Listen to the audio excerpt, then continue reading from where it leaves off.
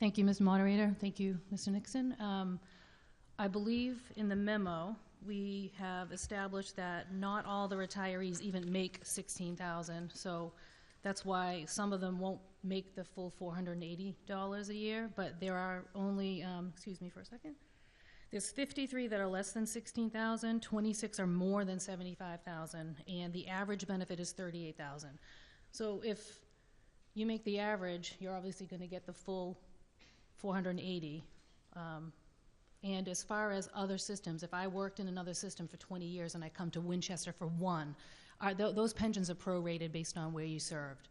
So we do get money from other systems. We pay other systems. That net is about $180,000, $200,000 a year against us. So we pay a net of $200,000, and that's all factored into the actuarial study. Thank you, Mr. Moderator. If I have one other follow-up, perhaps for Ms. Ward. Has our actuarial sort of weighed in on what impact this would have on fully funding our pension liability? I heard 2027. Is that an internal estimation? Have we had somebody else look at that and throw some confidence behind that? Yes, that was actually prepared by the actuary. Okay, we had the actuarial done for 1/1/25, which we would pay an additional 6% to recognize or realize a full funding in FY27. This would bump out, this $16,000 would bump that out to 2028 by about $2 million. So it's not the full amortization that we were paying. It's a little bit less. It's probably about half. Okay, thank you. Yep. Thank you. Further on the question? Mr. Wilson? So Roger Wilson, Precinct 1. So I have two questions. I believe one through you, Mr. Moderator, would be to the comptroller, and the other to the proponents. But have the actuaries not assumed that there would be any increase in the base? My understanding is that there has been increases in the past, and it would be, I would think, part of the actuarial analysis to include some estimate of the base going up. Ms. Ward? Yes, thank you. Yes, in the actuarial analysis, they include all sorts of growth factors, assumptions that they'll bake in, but they will only use the current base that we have at the time. We have to ask them to include any additional base calculations if we think we're going to ask the legislative body to do that. He has run the numbers just because we asked and we had voted on it at the retirement board level.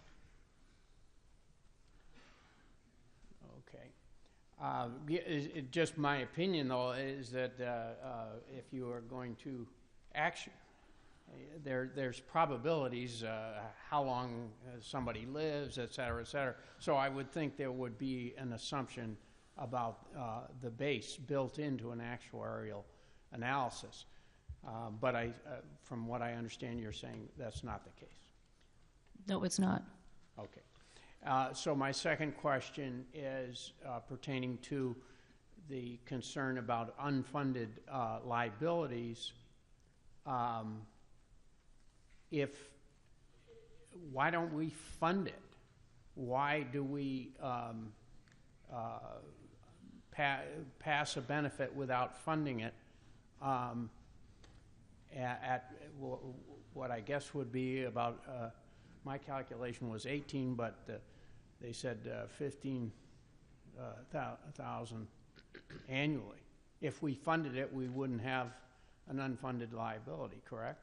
Well, we have to calculate the 15,000 or the 18. I did the quick math with 18,000, taking the $60 times the 300 retirees. But because some are less than the 16,000, it's a little less. But doing the math, you have to not only account for what we're going to pay on a normal cost every year in benefits. You also have to look at the retiree pool right now. We have to be able to put money aside to pay for their benefits until they sadly pass away. So that's where the actuarial comes in and has all these factors of age, credible service, what system you were in, not what system, but what group you were in. So there's all sorts of analyses that goes into it. So it's not just about paying for tomorrow, like next year's calculation where this will go into effect. It's about next year plus all the future years, all aggregated. Right. Thank you. But we could do that, right? We could put our money where our mouth is if we want to give these people an additional benefit. We could fund that additional benefit. It'll be $2 million. That's what it adds to the actuarial assessment in FY28.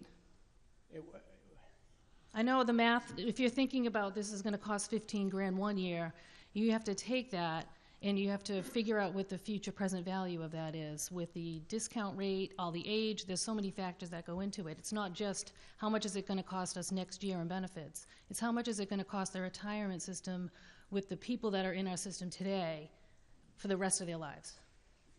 Mr. Moderator, can I just have a follow-up on this? I think we've reached the end of our time. There's other people waiting in line. Okay. Further on the question, Mr. Bagnani? Thank you, Mr. Moderator.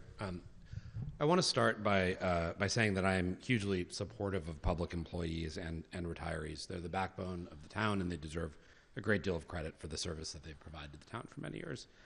That said, I do want to give town meeting a view of this article based on having done a fair amount of detailed analysis of our long-term liabilities. As you've heard, we are finally on the verge of fully funding our pension. For decades, to Mr. Wilson's question, we did not fund our pension, even at the normal cost, let alone the normal cost plus the unfunded actuarial liability that we are finally paying off. We're projected to be there by 2027, and as you just heard from the comptroller, this proposal would add $2 million to the costs and push that target further out. Our goal has always been that once we fund the pension by 2027, we're going to take the proceeds and flip them into paying down OPEB. OPEB is our retiree healthcare liability. And that's not just a nice to have. Among the 14 AAA Moody's communities, we are in first place in funding our pension, and we are dead last in funding OPEB. And the reason for that is because we chose to fund them one at a time. The whole concept was we would pay off the pension, and then sequentially we would move the money into OPEB. And so extending our pension schedule and delaying when we start getting to funding OPEB is not something that I would recommend right now. From the retiree standpoint, I would add that it's true our pension today is sort of middle of the pack, but our retiree health benefits are well above peers. When we benchmarked where we are, when we pick the fact that we pick up 50% of Medicare Plan B and 70% of the retiree healthcare premium, only one other town, which is Lexington, had anything like what we have. So what I propose is let's delay this a little bit. Let's fully fund the pension first. At the same time, let's review the combined benefit level of the pension and OPEB together. It's something the select board can lead with staff and with the finance committee. And then once we're stabilized this March, we'll be in a position to make this kind of change sometime in the next 12 months. But right now, adding a long-term liability in the form of this type of a pension enhancement, just as we're preparing to go to taxpayers, it's the wrong time in my view and the wrong message. So I support our employees, but I would respectfully ask that town meeting vote no at this time and revisit this not many years down the line, but in 2027 once we have gotten ourselves on more solid ground. Thank you. Further on the question, Mr. Betancourt. Thank you, Mr. Moderator. Town meeting, Mike Betancourt, Precinct 6, and I apologize for getting up immediately after my colleague here because we've been talking about this for a while, and certainly respect his perspective on this, and as he's been doing a deep dive into our financial position. We should feel good about supporting Article 26. As you heard from Skip, it's $5 impact just to catch us up to other communities. And one of the things that we have had difficulty with over the past several years is recruitment and retention of employees. This helps sends the message that we will invest in our retirees for people that want to start their career here, and we're not going to stick to our policy objectives on the backs of our retirees, right? So we had initially planned on funding this liability later on, past 2030. Our favorable financial position that pushed us back to 2027, which is great. And that would enable us in 28 to start really funding our OPEB liability. But we are ahead of where we thought we were going to be.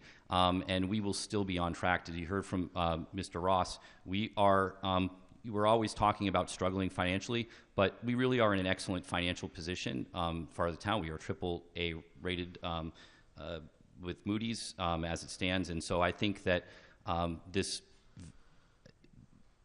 really couldn't be more modest of an increase, sends the right message, and it really supports our obligations to our retirees, and certainly says to our current employees that we believe in you and we trust in you and we'll be with you. Thank you. Thank you. Further on the question, Mr. Brady? Good evening, Seamus Brady, Precinct 1. I just want to echo a little bit of what was just said. I think this money would make a big difference to a number of our retirees, and even if it was just a very small number, I think it's really significant. We all are aware of what inflation is doing. We all are aware of what the costs that continuously increase are, and for some of these folks, this is going to make a real significant difference. And so I just hope that people will think about that. You may not know folks like that. I know quite a few folks like that who are seniors, who are struggling, and I just really hope you will think of them, because at the end of the day, Winchester's going to be fine. We are always going to be fine, but some of these people might not be fine. And, you know, great, we can ask them to wait a whole year, but it's going to be a long year for them. And for me, at the end of the day, what's more important is those individuals versus us achieving a goal that is a great goal. But again, I really would ask people to think about the human side of some of these individuals, particularly those at the lower end of the income spectrum with everything going on right now. So I just hope folks will consider that. Thank you. Thank you. Anyone else want to be heard? All right, I get the sense that our meeting is ready. Norman Doucette?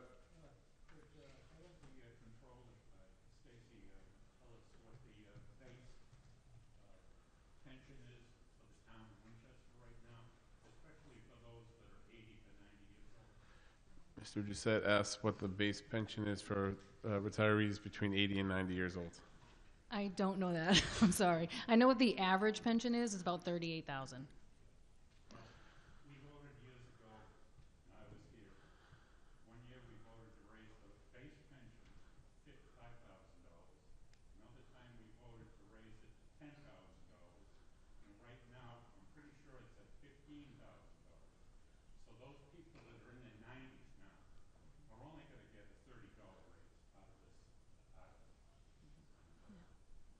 Yeah, the minimum in the state is 12,000, and we're at 14 currently, which town meeting graciously approved in 2019 town meeting for 2020. That's not the minimum pension. It's not the minimum pension; it's the minimum COLA base. Yeah. The pension is different. I voted years ago. We voted for those that were getting pensions less than $15,000. We raised the base to $15,000 at one town meeting. Many years. So those people that are in the 80s and 90s and their whole pension back when they retire are only getting $15,000 plus the COLA right now. Okay. All right, I think town meeting is ready for the question. You can come up. Yep, the proponent wants to speak.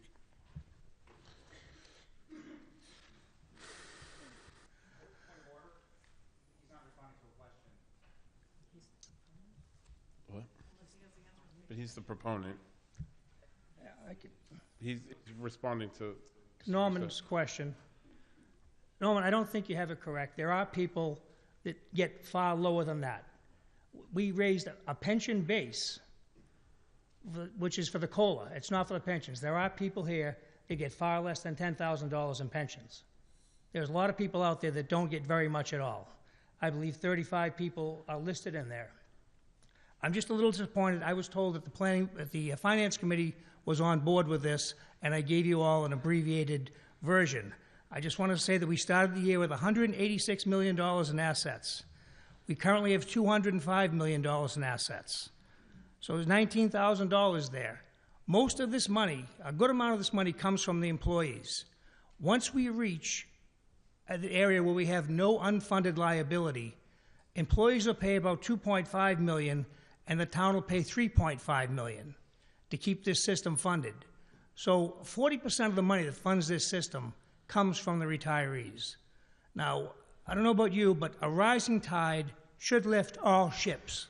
We heard them say earlier that we would be funded in 2030.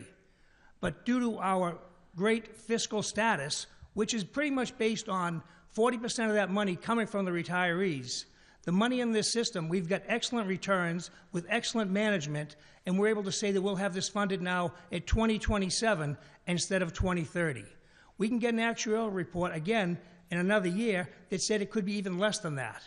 The point is that we're doing very well, everything's rising, the town's liability is being reduced too, but we have to share this with the retirees. We're asking to give them $5 a month more. The most you can get right now is $420 a year increase in your pension. That's it. We're asking to go from $420 to $480, a $5 increase. I challenge any of you to tell me what you did with $5 yesterday. Mr. It's Ferry, very little. I think we're ready But for I the ask you for question. your support. Thank you. I think town meeting's ready for the question. We're going to use our clickers and open the voting for 30 seconds. You ready?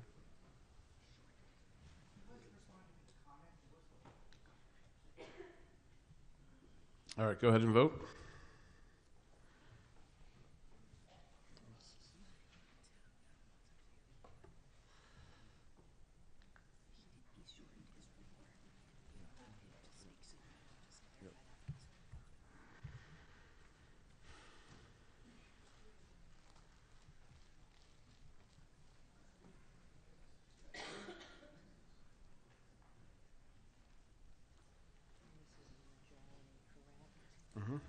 It's a majority vote.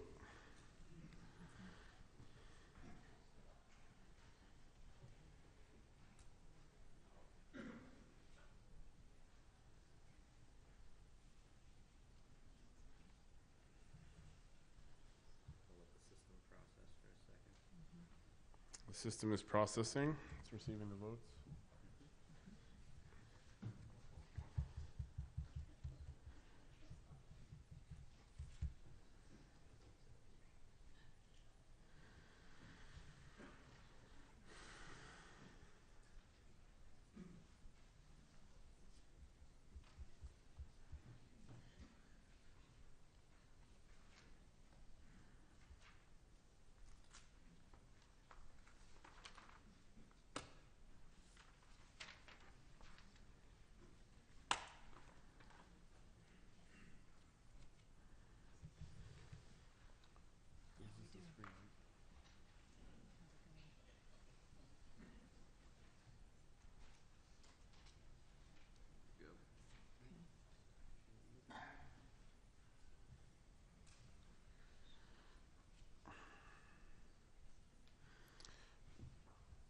Okay, with 102 votes in the affirmative, 45 votes against, and 1 abstention, the motion carries.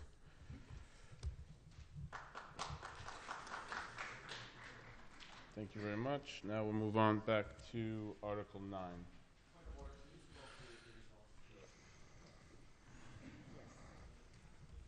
Sorry about that.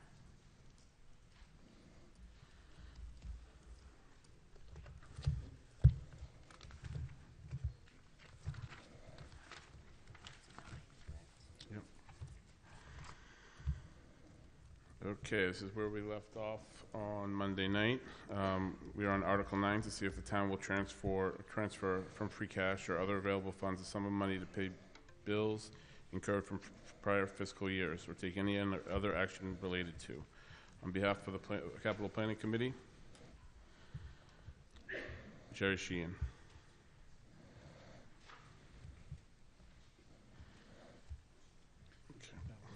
Yeah, got it. Hi, Jerry Sheehan, representing Capital Planning Committee. Until just a few weeks ago, I didn't know very much about water or sewers, but thanks to Bob Lavoisier, our DPW director, and Dan Stoneking, our operations manager for water and sewer, I've gradually moved up the learning curve. This is another one of those unsexy and hopefully for town meeting's sake, unavoidable expenses. Since 1993, the MWRA has had an infiltration and inflow local financial assistance program for its member communities, providing incentives, specifically grants and interest-free loans. As the article indicates, to design, construct, engineer, investigate, and remove infiltration and inflow sources, and to repair structural defects in the sewer system. Winchester, thanks to you, town meeting, has taken advantage of this financial assistance program many times over the years. The motion for Article 9 is to appropriate $1.237 million for the ongoing East Side Sewer Evaluation Survey and the related sewer rehabilitation project. By the way, East Side means east of the railroad tracks. The project will help to mitigate infiltration and inflow into the town sewer system, thereby reducing treatment costs, improving environmental sustainability, and ensuring resilient infrastructure for our community. Now, the good news here is that 75% of this project will be a grant from the MWRA. That is a grant of over $900,000. And the remaining 25%, or $300,000, is an interest-free 10-year loan with equal payments of $30,000 for each of the 10 years. The precise numbers are in the box.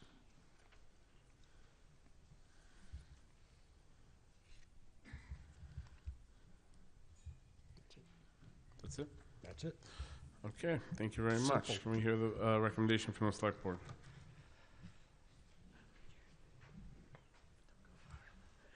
Select Board voted favorable action on this article. It's certainly an important improvement to what we've already made a lot of investment in our water and sewer, so favorable action by the Select Board. Thank you. Do we have a recommendation from FinCom? Yes, FinCom voted favorable action as well. Thank you. Any other boards and committees? No, so I'm going to read the motion. It is moved and seconded that the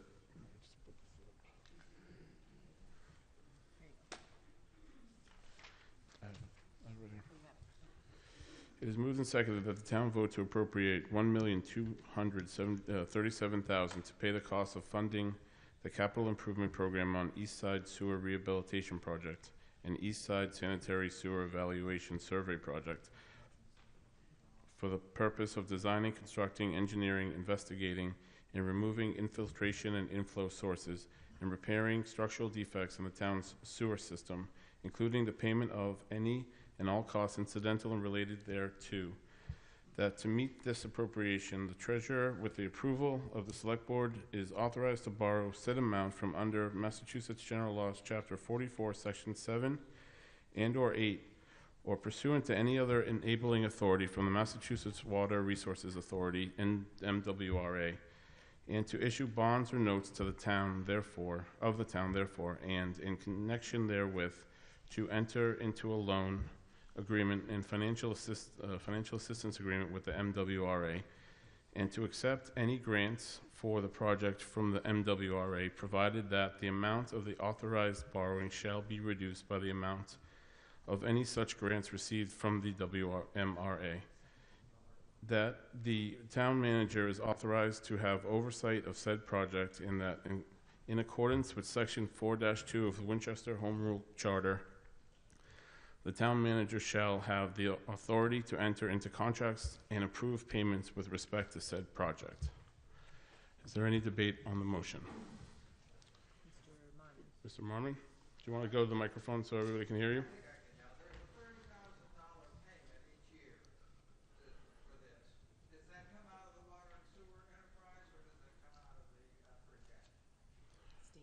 Stacy Ward, Town Comptroller. Thank you, Doug.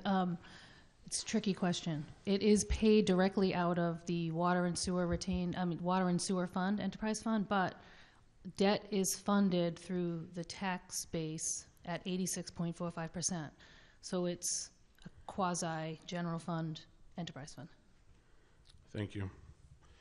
Any other questions? Okay. I'm going to, we'll do a voice vote. All those in favor? Aye. Any opposed? The ayes have it unanimously. The motion carries. Thank you. We're on to Article 10. Article 10 relates to appropriating funds to pay the cost of engineering and construction at the water system located at Wildwood Street and in the Wildwood Street area. On behalf of the Capital Planning Committee, Roger McPeak. Thank you, Mr. Excuse me. Thank you, Mr. Moderator, and I apologize that you're going to have to actually read this at some point. And all of you need to pay attention. I will be asking a question at the end of how much money was coming out of Fund 8912. This has been unfortunately encrypted by bond counsel so that no human other than those skilled in the dark arts of bond counsel can interpret it. So let me try and explain what we're doing here. We've got to replace an important valve in the system. Water comes into our systems at a higher pressure than our houses could ever handle.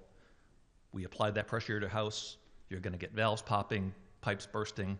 We're going to have a water fountain inside your house. So this valve that we are now replacing, or asking to replace, reduces that to a regular working pressure inside your house.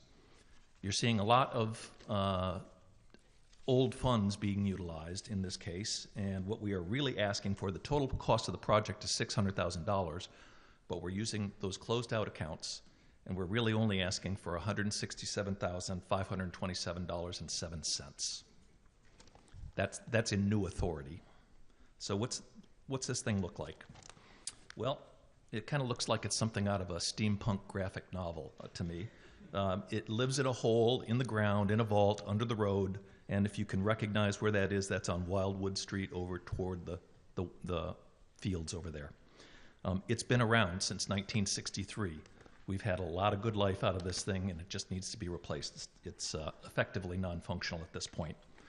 So in the spirit of what Diab had a couple of years ago with his Mr. Potato Head slide and what went on back when we did some other things, what happened in 1963? The Beatles released their first album. The Easy Bake Oven came out. The Outer Limits and The Fugitive debuted on TV. That's David McCallum and Martin Landau there. Zip Code was created, and 01890 was born. And my personal favorite, General Hospital, came on, and it's still running with over 15,000 episodes. So you GH fans, well done.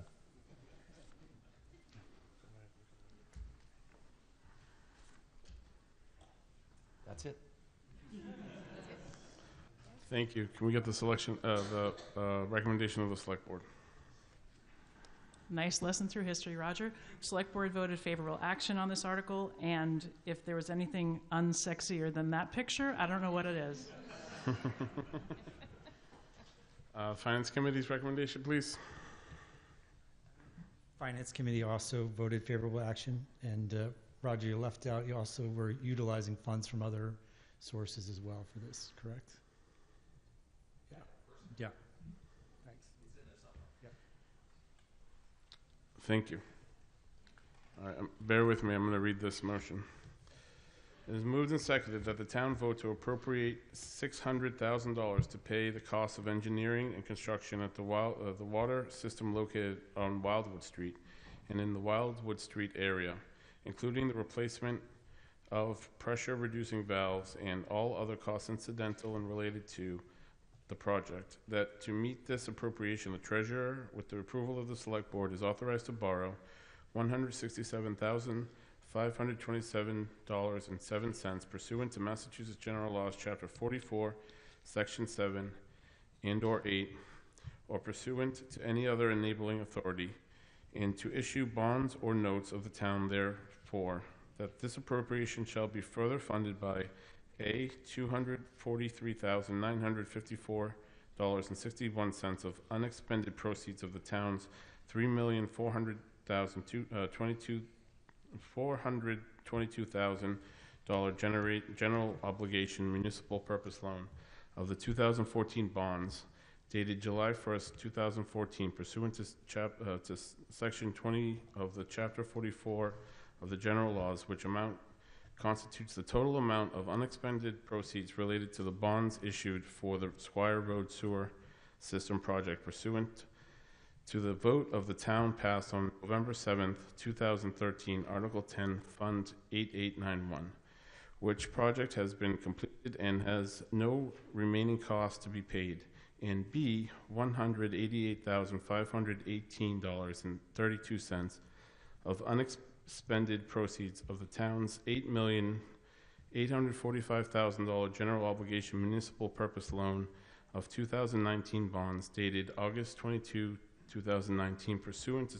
Section 20 of Chapter 44 of the General Laws, which amount constitutes the total amount of unexpended proceeds related to the bonds issued for the Wildwood Drainage and Stormwater Improvement Project pursuant to the vote of the town passed on May 10th, 2018, Article 37, Fund 8912, which project has been completed and has no remaining cost to be paid. In accordance with Section 4-2 of the Town of Winchester Home Rule Charter, the town manager shall have the authority to enter into contracts and approve payments with respect to the project. On the question, Mr. Lamanche. Jack Lemenager, Precinct 6, and a obsessive editor. I trust that this is a Scribner's error. You say located on Wildwood Street in the Wildwood Street area. That could be anywhere from Church Street to Westland. I think we need to be more precise in this description in this motion. I think I know where this is, but it's pretty vague. It seems confusing.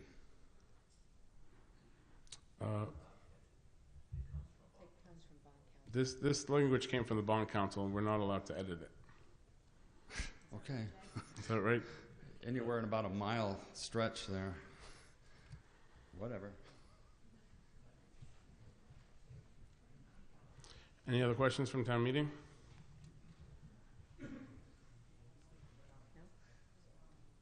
We good, Jay? Mr. Tallerman, are we good with the answer to that? Yes. Okay. Thank you. Okay, it seems like town meeting's ready for the question. We'll do a voice vote on this. All those in favor? Aye. Any opposed? The motion carries. Thank you. Unanimously. Okay, we're going to take a 5-minute recess. Okay, I'm sorry, what just happened? Select board asked for a recess. Before we go to the next article? All right.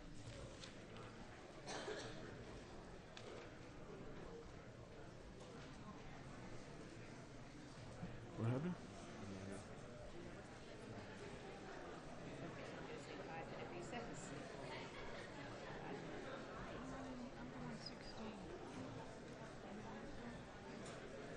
That's it. That's all I see. So you put it on and then just show me how to... Yeah, you can go. Mike, that will go forward and back. When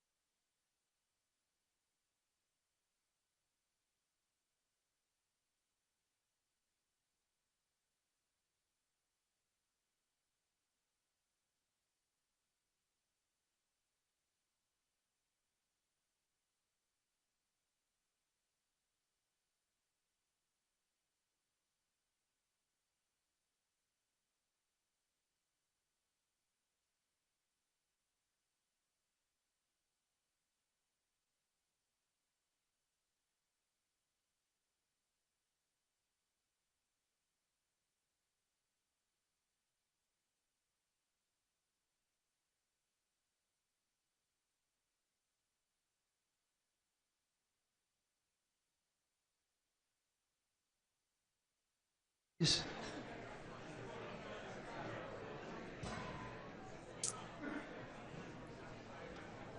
you would take your seats, thank you.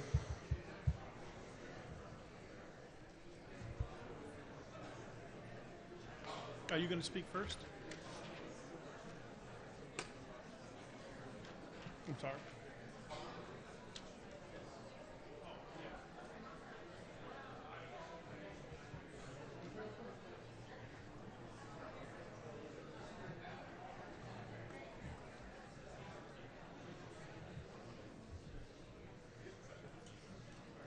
Good evening. My name is Patrick Hall. I'm in Precinct 4, and I was elected to serve as moderator pro tem for the discussion on Article 15. So I'm going to begin by reading Article 15 into the record. It is moved and seconded that the town vote to amend Section 3.1 of Chapter 2 of the General Bylaw as printed in the warrant. So what we're going to do is there will be two speakers presenting Article 15. Mr. Betancourt is going to introduce the article. Mr. Frateroli will then speak on behalf as well. We'll then proceed to the Committee on Government Regulations to report either favorable or unfavorable action on Article 15. I will then call on the Committee on Rules to report favorable or unfavorable action. And then the Select Board will be asked to weigh in as well.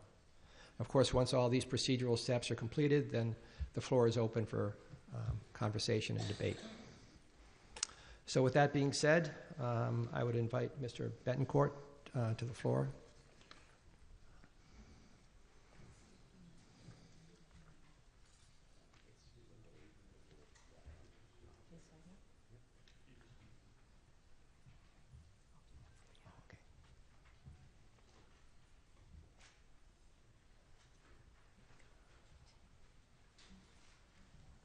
Thank you, Mr. Hall. Thank you, town meeting members, Michael Betancourt, on behalf of the Select Board, and also a member of the Roberts Rules and Town Meeting Time Committee, and just briefly wanted to introduce Mr. Frateroli, who's going to do the majority of the presentation. The Select Board did not take a position here, but we felt that it was the legislative body, town meeting, that would be best to make this decision. So I pass it off to Phil and encourage you to listen to everyone. So thank you.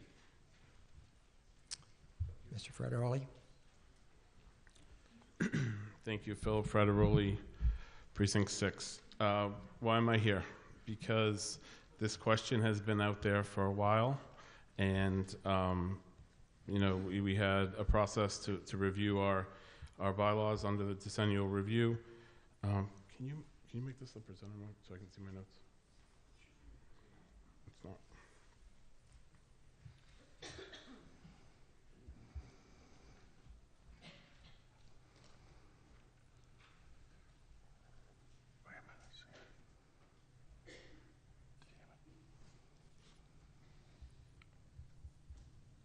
Yeah, it's in presenter view. Oh, there you go.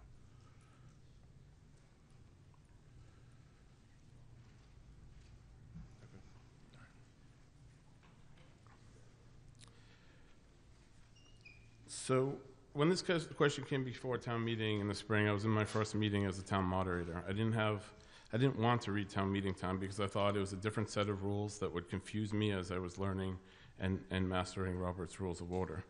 But it's not the best way to look at it. It's not two different rule sets. Town meeting's time is built on Robert's Rules. It was created in the 1960s to adapt parliamentary rule structure of Robert's Rules to a new Massachusetts town meeting. Just as importantly, it incorporates Mass General laws summarizing both case law and the black letter law that apply to town meetings. What you are left with is one text that includes everything you need to know about town meeting, and it's delivered in a way that's readable and accessible for all. To be clear, these Massachusetts general laws apply to Winchester's town meeting. We comply with all of them.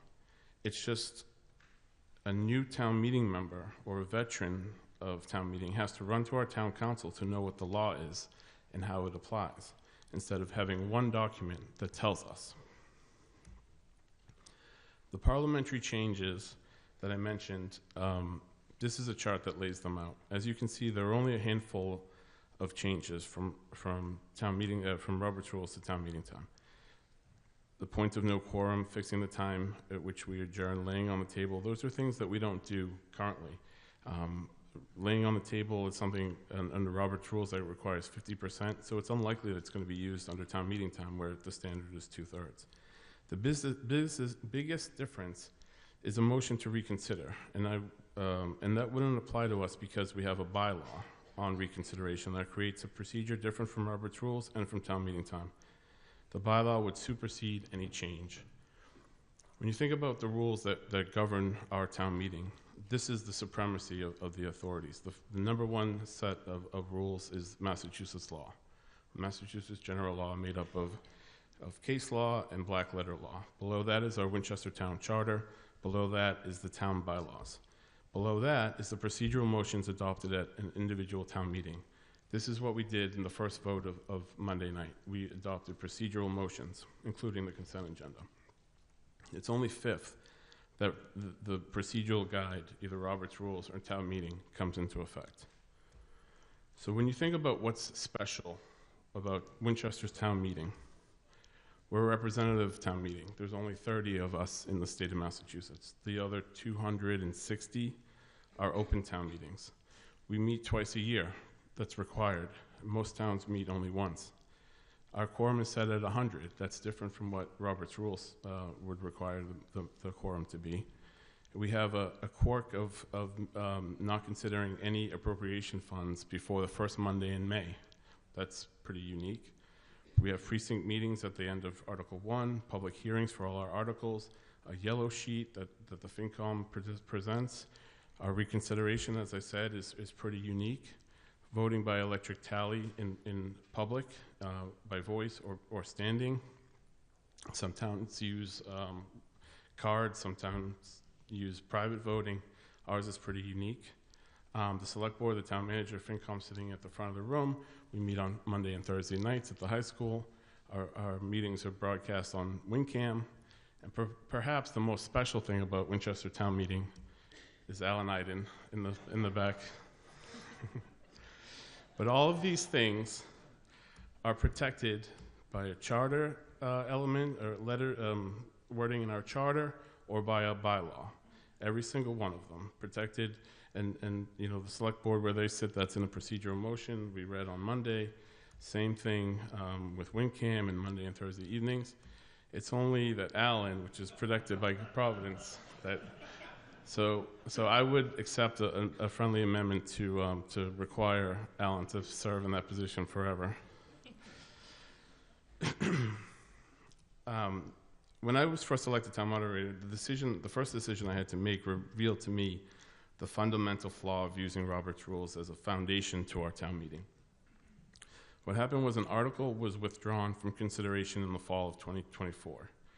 Because it was a citizen's petition, because it had to do with zoning, that withdrawal was deemed to be an improper way of doing it because a New England town meeting is different from a regular meeting. As stated above in this passage from town meeting time, everything that's on the warrant has to be resolved. You can't just withdraw something. Like when the select board has something that they don't get to on their agenda, they can get to it at the next meeting.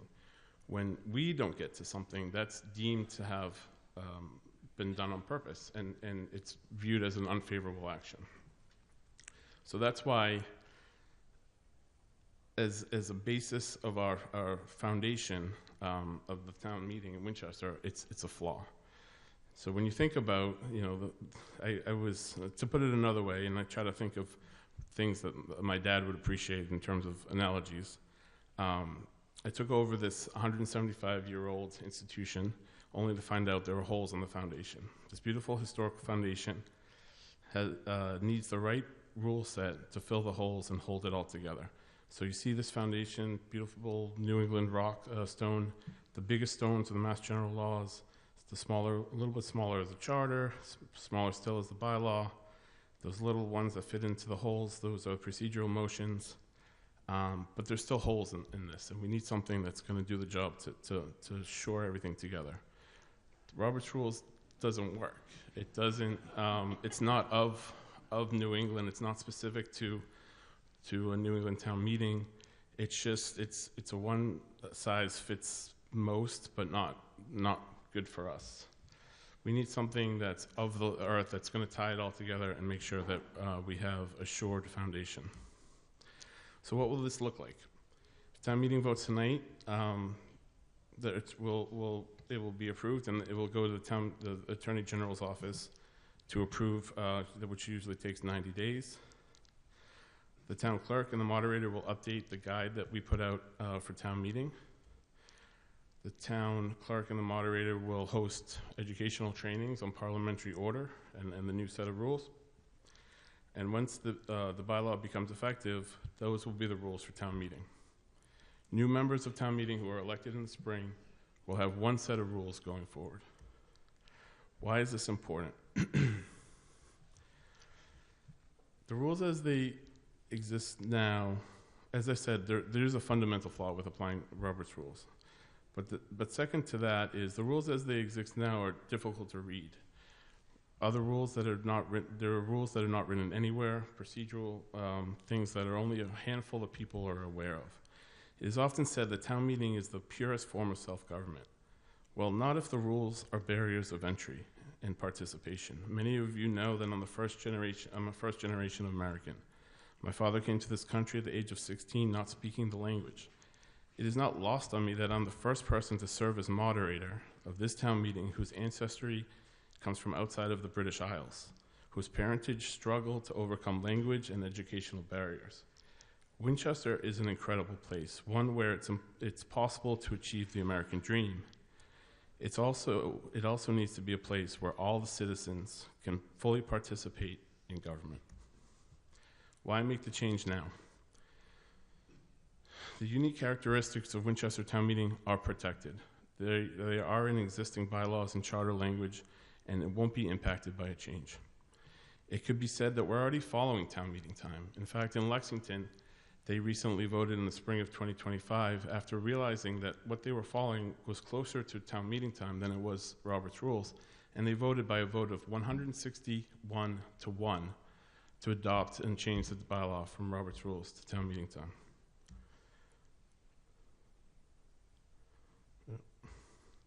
Further study and review is always happening. Any committee, we have our rules committee, we have government regulations. Any committee or citizen can bring a bylaw change. The town meeting time levels the playing field for every member of town meeting, and that's why I believe it's important to adopt. Thank you. Thank you, Mr. Frateroli. Steve Buskansky from the Committee of Government Relations. Steve?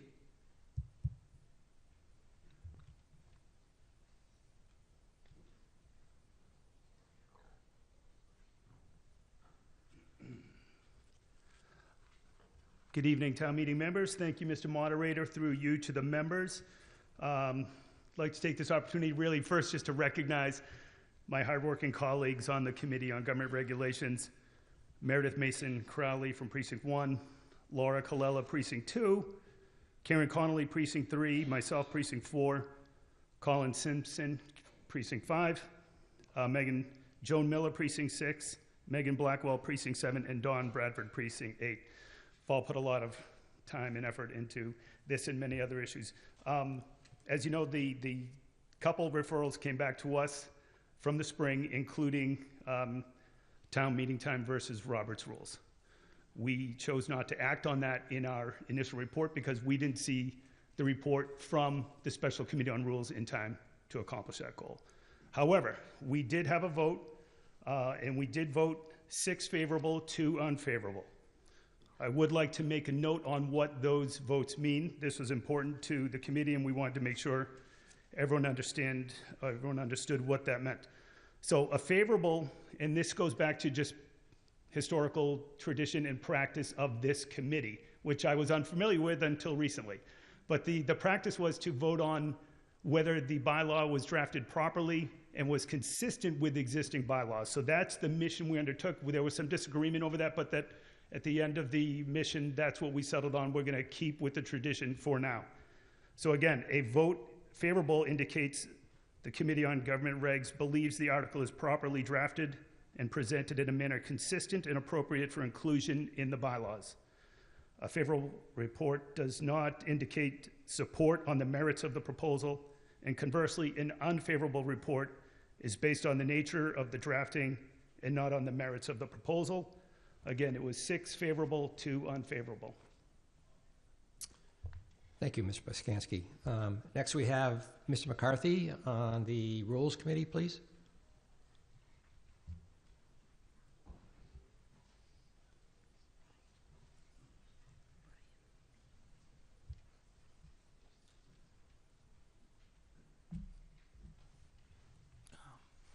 Thank you, Mr. Moderator. Excuse me.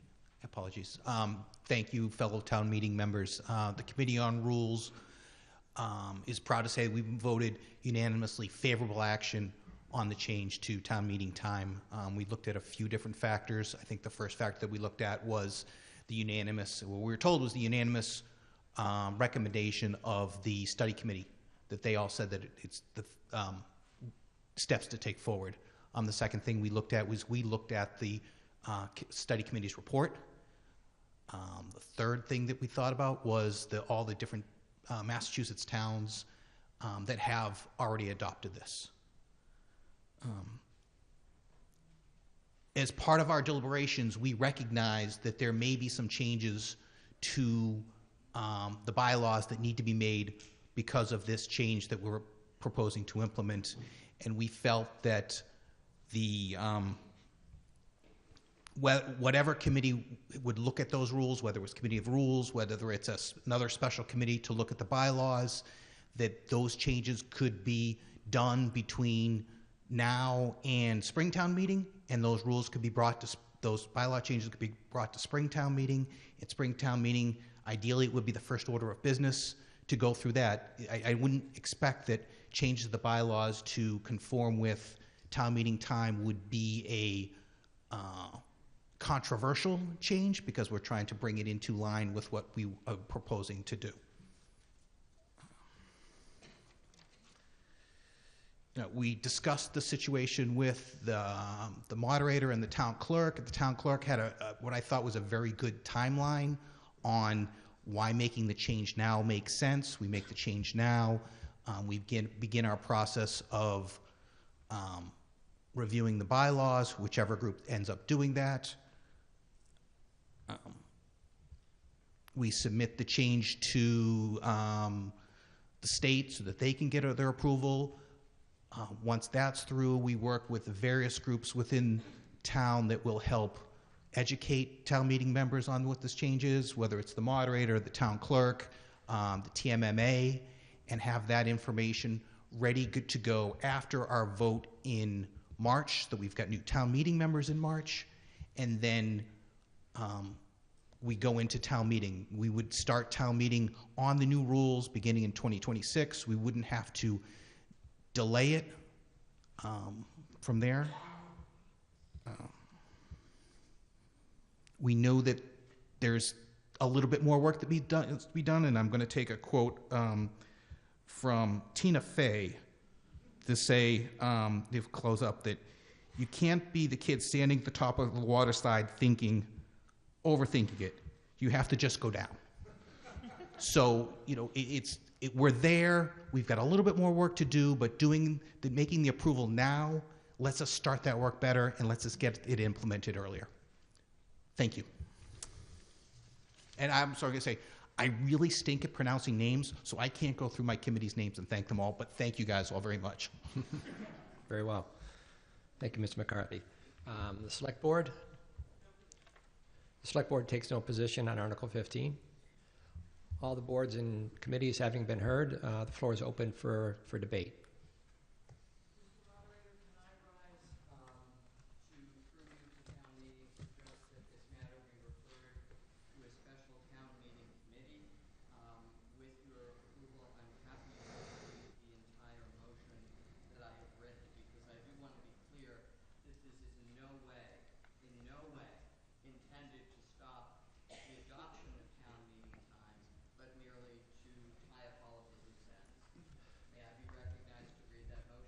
Yeah, it's important that you read the motion for the record, please. Yes, and if you don't mind, I'll read it so everybody can hear it, and I'll identify myself. And for you and for the clerk. Thank you.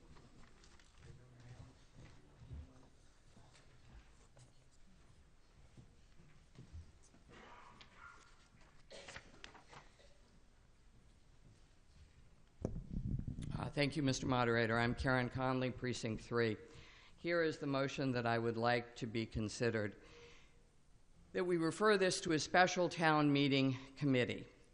That the committee be comprised of our current and one former town meeting moderator, a representative from the previous study committee appointed by that committee, a representative from the Committee on Government Regulations appointed by the Committee on Government Regulations, and one from the Rules Committee appointed by the Rules Committee for a total of 5 members. That the committee address the unresolved procedures listed in the Impact, Action, and Notes table in the appendix to the Robert Rules Committee report to the 2025 Fall Town Meeting. That the committee recommend changes to our existing bylaws or adoption of new bylaws as appropriate to reconcile the procedures recommended in town meeting time with established Winchester town meeting procedures and current best practices. That the committee report their findings and recommendations to the 2026 Spring Town Meeting, and that the committee submit articles and motions as appropriate for adoption of town meeting time, along with the proposed bylaw changes for town meeting consideration at the 2026 town meeting. And again, I would just simply say this is not an attempt in any way to kill town meeting time, but to at this point codify what remaining things need to be tied up. As I look at that appendix, it looks like there's 12 items that committee felt needed to be reviewed, and I'd like to see us review that and bring it to town meeting as one big package in spring, because we have the opportunity to make this a very clean moving forward. Do we have a second on the motion? Second. So now the conversation, the debate is just about the motion. So who would like to be heard on the motion as been seconded? We can start here. Thank you. Dib Jarius, Precinct 8. I think this motion is timely. I have a question about the order of things, and I think this motion clarifies it. But if, as I won't call him the real town moderator, but the town moderator not currently the town moderator, stated, it seems that the order of importance goes from MGL to town charter to bylaws to whatever this body puts in its own rules, which would imply that town meeting time can't come into force until our bylaws are have been adjusted to account for whatever needs to be adjusted. So it seems to me that we wouldn't be able to use town meeting time in the spring if we voted on it this evening, because our bylaws would not yet have been passed, and those would, I presume, have to also go to the state to be approved. So through you, town moderator, to whoever can answer my question, do we need to change the bylaws prior to being able to use town meeting time? This appears to be a legal question. I invite town council to address the question, please.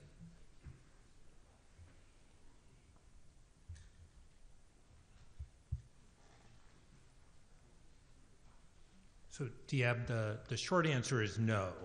The town meeting time, there's no incompatibility with town meeting time in any of our bylaws now, or any of our traditions. The bylaws that we have would work with town meeting time. And I think the amendment itself defers to the existing bylaws. So there's nothing in the report as I read it that says that the potential other bylaws have to be adopted. And I've reviewed it. There's nothing about town meeting time itself that leaves any gaps between the way we do business or would do business in the spring and the way we do business now. It just adds clarity to the procedures and the connections to Massachusetts law in a more detailed fashion. Okay, thank you. Further on the question? Bill McGonigal, Precinct 3, also Select Board. I speak in support of Ms. Connolly's motion. It is the most prudent and responsible thing that we can do tonight. Earlier today, it was said that the Select Board wasn't taking the position on this, that we agreed that it should be sent to the legislature. That's a mild misrepresentation. That was the opinion of one Select Board member. 2 of us were against this even coming to town meeting at this time because the work clearly was not done. And that's not just something I'm saying. That's what we were told by Mr. Peter Haley, the chair of the Committee on the Roberts Rules. And I will read to you an email that he sent to us.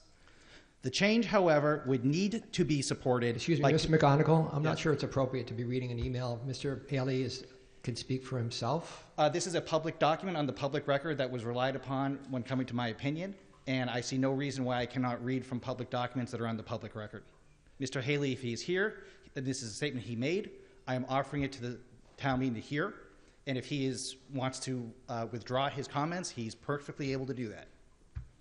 Where in the public record did you find the email? This was sent to the Select Board for our consideration as to whether or not, after the warrant had closed to everybody else, we should be putting this article on. And this was why I voted no, and this is why I think we need to indefinitely postpone this and send it to committee. You can proceed. The change, however, would need to be supported by commensurate amendments and additions to the town bylaws. The committee is in the process of finalizing its report, which will likely include the suggested bylaw amendments. That report was not produced until after the warrant was finalized. That is the report that Ms. Connolly referenced has at least a dozen issues that need follow-up. Mr. Haley continued. The committee, in its discussions, made an initial determination that the best way to proceed would be to deliver the report to fall town meeting, that's now, and to have the appropriate standing committee make a motion for adoption at spring town meeting that could include the bylaw amendments. That's what Mr. Haley told us as a select board. That's what Ms. Connolly's trying to achieve right now. That's what we should do. Mr. Frateroli's presentation proves why that's necessary. He showed you a graphic, a Venn diagram, those circles of our bylaws, Robert's Rules, and town meeting time. What was the most persuasive, important thing about that? The circles did not overlap entirely. There are gaps. They've been identified by this committee. We need to address them. We can't run a town meeting when there's ambiguities in our rules of procedure. We've been running on Robert's Rules for decades. We could do it for another 6 months. I challenge anybody who can stand up and say that when they first got elected, they memorized Robert's Rules. No harm in making a new set of maybe a dozen town meeting members wait until next fall before we put town meeting time properly and responsibly into action. Finally, I had the pleasure over the summer of working with members of our Committee on Government Regulations to take some of those bylaw amendments that they brought in the spring and really tighten them up and make them better and make them worthwhile. You're going to see those in some coming articles. That's what we need to do here. So in spring town meeting, we can bring this. There'll be no debate, 5 minutes, and we will be confident that we are running this responsibly and professionally. And whoever ends up on this committee, which I hope is established by Ms. Connolly's motion, I will happily, geekily, and enthusiastically work with you to make sure that we do adopt town meeting time when it is appropriate and proper to do so. It is a good idea, just not right now. And so I thank Ms. Connolly for her motion, and I'm fervently in support of it. Thank you, Mr. McGonigal. Yes. Sure. So Mr. McGonigal started his comments saying only one member of the select board suggested we weren't going to take a recommendation. That is not true. 3 members of the select board took the position that we should not. 2 would have voted no when asked to consider Article 19. That Article 15, that is correct. 3 decided that we should make no recommendation and put it to the floor of the legislative body. That's what Mr. Betancourt said when he introduced it. That's what I said when called upon to make the recommendation. It was not one member misrepresenting the select board's discussion. The select board said it's a push, give it to the legislative body. It was not one person's opinion. It was the select board's position. Thank you for clarifying. Further on the question? Dorothy Simboli, Precinct 6. I'd like to, and correct me if I'm stating this wrong, I'd like to amend the motion that's been presented, and I would like to not have the former moderator be on that committee if we do refer to committee, because there is an inherent conflict of interest. Can you more precisely state than Well, nature of I your don't, amendment? I don't have the actual language of the proposed motion to refer to committee, but I'd like to amend that to, oh, here we go. So the committee shall be comprised of our current and former town meeting moderators. I'd like that language stricken. So I'd like the committee to be comprised of a representative of the Committee of Governmental Regulations and one of the Rules Committee. And yeah, I don't think the current moderator nor the former moderator should be on the committee. So there's a motion to amend the current motion that's on the floor such that the language that the committee should be comprised of our current and one former town meeting moderator be stricken from the motion. So now, does anybody second the motion to amend? Second. So discussion on the motion to amend the underlying motion.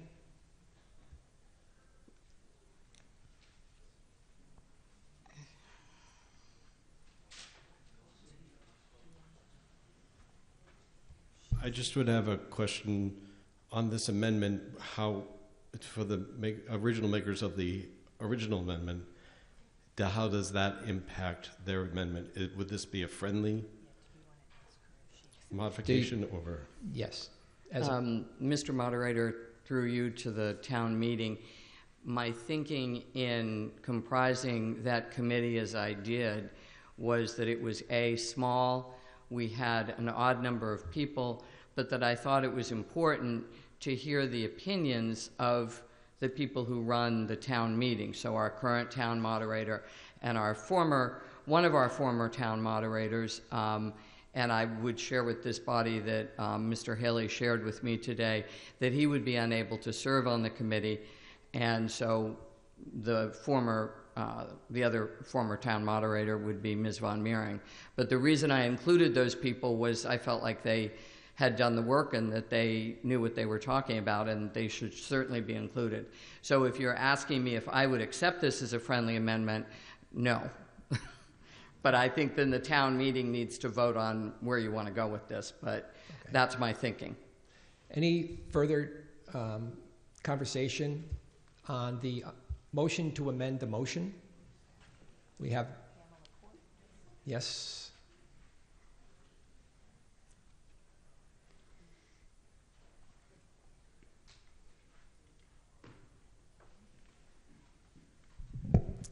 Thank you, Pamela Court, Precinct 5. Not that I would ever engage in pettifoggery, but I'm engaging in some pettifoggery.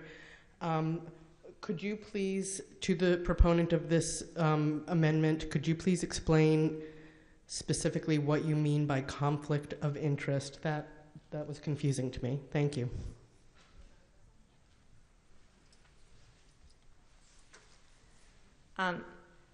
Well, she could speak if Heather Von Meering is here.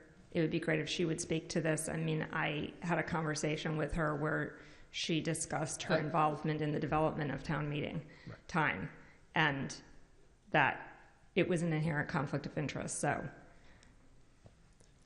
that's where that idea came from. Okay. Right. Anything further on the motion to amend the amendment? Yes. Yes. Anthea Brady, Precinct 1. I would just, I think, somewhat echo Karen's statement as I was walking up here, but I think the current moderator and former moderator out of everybody in this room probably has the best understanding of Robert's rules, our operations in the town, and from the previous study committee on town meeting time. So I think they would be some of our best representatives for that committee. Thanks. Thank you. Further on the question? Thank you very much. My name is Michael Cree, and I'm from Precinct 8. Regarding the amendment to the amendment, Dorothy, with respect, I too, like Anthea, feel there's tremendous value in the current moderator and a past moderator, and in this case it sounds like that would be our most recent previous moderator. Their body of knowledge would be a significant gift to those considerations. Thank you. Thank you. Further on the question? Susan DeLeo, Precinct 5. From this discussion and and the information from Ms. Connolly that she had going into drafting this motion, it seems as though Ms. Von Mering appears to have been handpicked for a position on the next committee, knowing that Mr. Haley was unavailable to serve. Thank you. Okay. Carol Savage. Mr. Moderator, if I could clarify, no, when I wrote this, I did not know Mr. Haley would be unavailable. I found that out at approximately 3 this afternoon, and as a town meeting member, I did send all of town meeting my proposal last night. And again, I will be very transparent with all of you. As I've spent a lot of time thinking about this, it occurred to me that I had some nerve in suggesting that a moderator who served 2 moderators ago would be willing to serve on this committee without asking him. So I asked him this afternoon, and he informed me at that point that he would be moving out of the community, and no, he couldn't. So I did not handpick Ms. Von Mering. Ms. Von Mering and Mr. Frateroli are our 2 recent moderators who would be available. Very well. Further on the question, Ms. Savage. Thank you, Mr. Moderator. Carol Savage, Precinct 5. I just would like to echo Karen's sentiments. I'm grateful to that committee that served and looked over town meeting time, to the current moderator, to the past moderators. They all bring a body of knowledge that is very valuable to all of us. I think we should be grateful that any of them are willing to serve on this. I think we have some housekeeping that needs to be done to do this correctly. I've gone back and forth whether to delay this or not. But communication, more communication about how we run this meeting is never bad. And coming with the full plate and understanding how this meeting will run, give it a little more time, allow these voices to participate, allow the former moderator and the current moderator to be part of this process. Out of respect to them, I think we should all show that kind of respect. Thank you. So I am not in favor of this amendment to the amendment. Okay. My sense is that we're ready for the question being to amend the amendment by striking the language which states that the current and 1 former town meeting moderator be committee. We're going to do a voice vote. All those in favor of the amendment which amends the underlying amendment, say aye. Aye. All those opposed? No. The noes have it. A majority vote is required. So now we can resume our conversation the underlying amendment to refer Article 15 to further study. Further on the question of the underlying amendment, please. Thank you, Mr. Moderator Pro Tem. My name is Mariano Golubov. I'm from Precinct 5. I'm in favor of town meeting time. Many of you know that I do a lot of procedural here, and I think we should have town meeting time. And I was ready to vote for it until the Rules Committee recommended that we do. And I have a quote from the Rules Committee recommendation. We know there's more work to be done. And they said, so they know that the motion on the book is flawed. And they said, well, and we'll have all that other work at the beginning of Springtown meeting. Well, that doesn't make any difference if it's the beginning or at the end, because it doesn't come into effect until the end of town meeting. So what the Rules Committee said is we're going to have a flawed Springtown meeting during which we will fix it for the fall. I don't think that makes any sense. I think we should vote yes on this amendment. Let's bring town meeting time. I think we should do that with all the fixes, all at the same time. And then we'll have one set of rules this coming spring, which is the same set of rules we have today. And then we'll have one set of rules next fall, which will be the rules we will have after that. So I ask everybody to vote yes on this amendment. Further on the question. Susan McPhee, Precinct 3.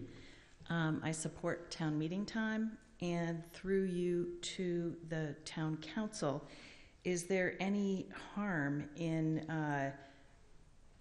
delaying the bylaw changes, but putting town meeting time in place now. In other words, if we have town meeting time, we go into spring town meeting knowing what the rules are. We've had the holes in the foundation for a long time. We would just have them at the start of spring town meeting. We would know what rules we're going in with. It's the preferred, I think, it sounds like the preferred path. Thank you. Council? So there's a couple of points there. I think that a change to town meeting time now would result in no change in the general practice of this town meeting. It would just provide more clarity for how we operate town meeting. It wouldn't, there might be one or two quantums of vote different, but otherwise town meeting time combined with our existing bylaws would operate for a seamless transition. I'm not going to speak for the rest of the committee. I worked with the committee as well. I think the goal, as I read the report, is that we could further strengthen town meeting generally by having more look at some bylaws. There was no hard and fast recommendation as to what bylaws we may adopt.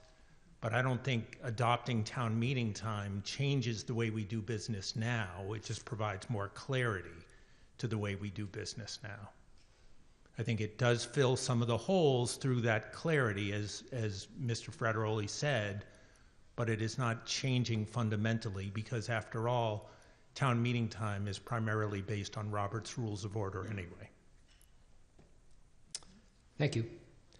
Further question for council? So in essence, passing town meeting time tonight and fixing with bylaws in the spring, no harm, no foul? I think those are two different things. So I would say no harm, no foul, but those are two very different things.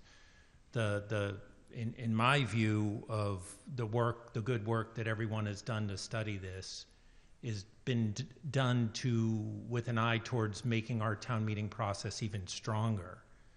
Again, the adoption of town meeting time doesn't create more holes. It patches some of the ambiguity that exists with respect to Robert's Rules of Order, which is not designed for town meeting. So I see those as two different things. Okay, thank you. Thank you. Further on the question? Good evening, town meeting. I'm Jackie Welch. I'm from Precinct 5. I've been on a number of boards and committees, including Select Board, and a longtime town meeting member. I'm also a lawyer in the public law space. First of all, I wanted to thank Mr. Frateroli for all of his hard work and that of the committee. This is wonderful for town meeting to consider, any change that has to do with having consistency in our procedure.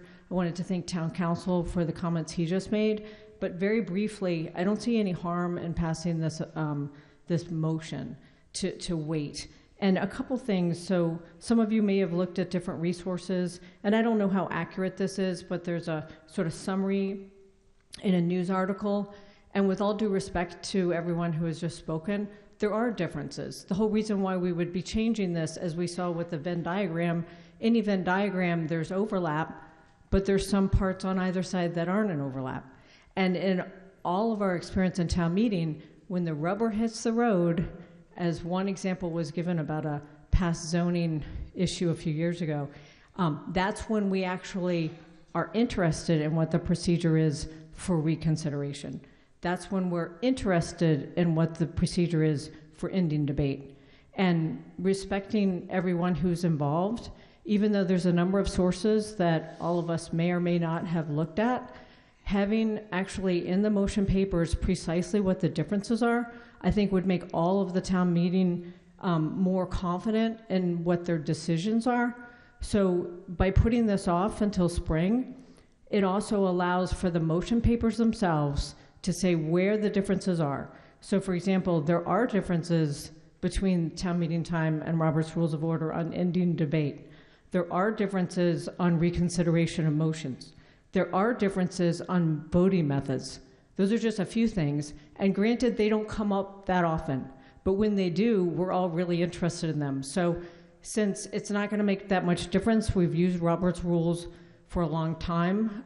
It just seems like if we pass this motion and also respectfully have the motion papers give a little more clarity. And I'm not for or against this change. I'm just saying town meeting members, I think, would feel more confident about making this change if they sort of understood the differences. And we could actually potentially customize town meeting time for Winchester.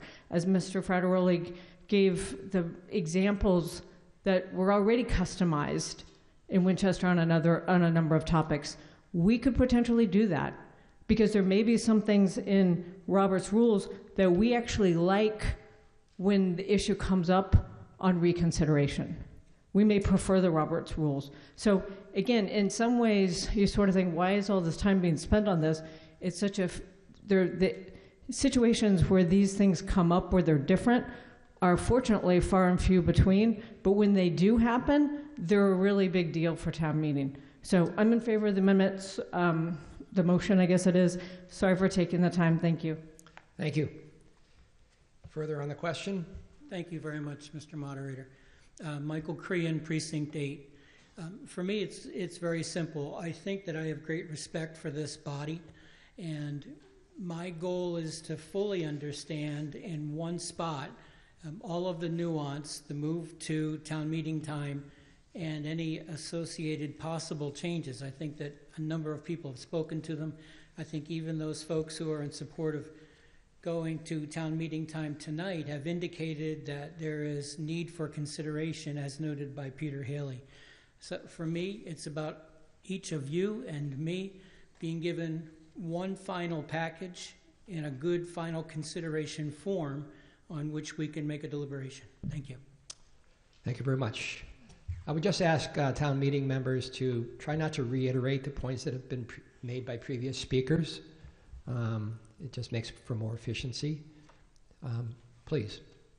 Hi, my name is Meredith Crowley, and I am the Precinct 1 representative to the Committee on Government Regulations. And I just wanted, and I'm usually the first person that votes on the committee. That evening that we voted on this, we were presented with the memo prepared by the current moderator, who paralleled and went through all of the different recommendations for the bylaws that were mentioned in the committee's report, and he described whether or not he was in favor of changing them now or putting them off to a point at some point in the future. Our town clerk, who also sponsored this this article, was there, and she also encouraged us to vote either favorable or unfavorable action on the content of the motion, not necessarily the form of whether the bylaw was written correctly to what we would expect. And therefore, we debated a bit about this. And we struggled. Do we vote on the content or do we vote on the form? And I believed we were voting on the form. And I mean on the content. And that's because I read the report put out by the committee and I saw what the recommendation was, is to address the bylaws before enacting town meeting time. I just spent a year with our committee going through all the bylaws, and we've done some very long hours of looking at them, going into the charter, consulting with different lawyers. I can't imagine leaving these bylaws to be done by someone at some point in the future, because that's what the recommendation sounded like. So I am in favor of this motion, and I hope we do wait, take a look at all the bylaws that were recommended, and then adopt town meeting time. Thank you. Further? Megan Blackwell, Precinct 7. First of all, thank you to the study committee who worked on this over the summer. I know it was a lot of work, and it's helped clarify a lot of issues. And I definitely think that we're farther along now than we were in the spring when this first came before us. It seems like it's not a question of whether town meeting time will be adopted, but when. So that's progress. I've been on two committees, or same committee, 2 instances where things have been referred back to us. And who knows if this new committee will have all the work done by the spring. It wasn't enough time from spring to fall, so who knows if this new committee will get the work done in spring like we're all hoping. Also, bylaws are living documents. They're not perfect. There are little tweaks that have to be made. That doesn't mean that they're not worthwhile. You know, we've gone this far with our bylaws, and they've done a pretty good job. Our committee spent time cleaning them up, and just this meeting, the planning board cleaned up a zoning bylaw. You know, it wasn't perfect, but it was good enough to be passed. So I have questions, Mr. Moderator. The first, it seems that the unfinished business, air quotes, has issue. Town Council, please.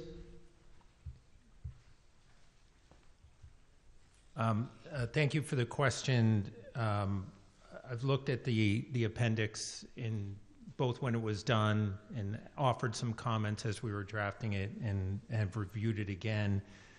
Again, I don't view the appendix as things that are necessary right now or that have to be added. I see the appendix where it does recommend consideration of bylaws in the future as a way to be more additive to what we already do. For example, in the with respect to number 3, consent agenda, we don't have a bylaw currently on that, and most towns don't. Consent agendas have been around for a long time in various ways before parliamentary bodies. Town meetings didn't really robustly use consent agendas across the Commonwealth until COVID. And at the time of COVID, when we were trying to expedite town meetings so that we wouldn't have people together, it started to be a tool that town meetings used more. So the older version of town meeting time didn't have anything on consent agendas, but when drafting the newest version, which came out in February, a new section was added. So whether or not town meeting time was adopted, that would still be a consideration. We use it now effectively. We have used it effectively. Codifying it could be a good idea. Some towns do, some towns don't. So some of these things are like that particular example where you could add to your tools that you use for town meeting by having even more. But that, again, consistent with my prior comment, doesn't relate to the adopt town meeting time or don't adopt town meeting time.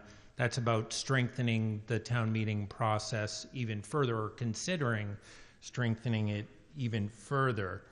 As you said, there's some of these things are not really recommendations for bylaws per se. It's just, hey, look at it, further review warranted, clarify or codify current practice with respect to something like where the moderator is absent. The state law already covers that, so we can operate under state law, or we can add provisions to have a deputy moderator in our bylaws. Again, that's something we could do even if we never considered adoption of town meeting time, or if we already had town meeting time. Some of the others, as we go through this, codify current practice, nominations to committees. Again, we already can do that now. We already do that now. Could we strengthen that or add more to that? We could. And again, I'm not taking a position one way or the other on whether to do this now, do it in the future, this motion. I'm a moderator, town meeting moderator myself, and I was active in the drafting of town meeting time. I've no stake as to whether or not this body chooses to do it. It's your choice on what to do. But in terms of these particular questions, there are really very few, if you go through the chart, that say we need a bylaw. In fact, I'm not sure any of them in the appendix say we need a bylaw. So there's no recommendations in here that say we need a bylaw. I think the effort by the committee, as well as some of the other committees, is it's always good to study these things. And in the process of studying it, there is an opportunity to perhaps even enhance the town meeting process. But there's nothing here in this appendix that says that without a codification, we won't be able to enjoy the benefits, my own personal opinion, of having town meeting time govern the Winchester town meeting. Thank you. Thank you. I think you had another question, yes? Yes, thank you. Second and last question. So one member of the original study committee who is not listed in this new proposed committee is the town clerk. Through you, Mr. Moderator, through the clerk, would you please give us your opinion of whether or not more study is warranted at this point in time? Sure. As I think you all possibly have read the email I sent out today, I do have 34 years of experience, and having been a moderator in 2 towns in Connecticut myself, before coming to be your town clerk, I do not see that there's any bylaw that would absolutely need to be passed prior to the acceptance of town meeting in order to function in our current town meeting practice. As my email outlined, our bylaw is quite robust. Chapter 2, Section 2.1 through 2.6. And if you read that, it really covers, quite frankly, everything that we do, with perhaps even the mention of the reconsideration that Jackie Welch mentioned. That's actually codified in the bylaw. So if you had a concern about that, it wouldn't be confusing between town meeting time or Robert's rules, because it is in the bylaw. So I support the change, and from a clerical perspective, I also think it's helpful for me to codify it before the spring, because at this same time we're doing the decennial review. It's quite unusual that a town would be doing such a comprehensive review at the same time we're also dealing with some of these other issues of study committee. As I mentioned, 17 years ago was the last time we did the review. So I think in some ways those dualities are getting a little overwhelming. And in my opinion as your clerk, I don't see the reason to hold it up. Thank you for asking the question. Okay. Okay. Someone moved the vote, and that requires. Is there a second? Yes, I heard a second. Is that 2/3? Yes. So 2/3 required to move the vote. All those in favor? Aye. Opposed? No. The ayes have it. Can I press the clicker vote? Yep, you can press the clicker vote. Clicker vote for what? Yes.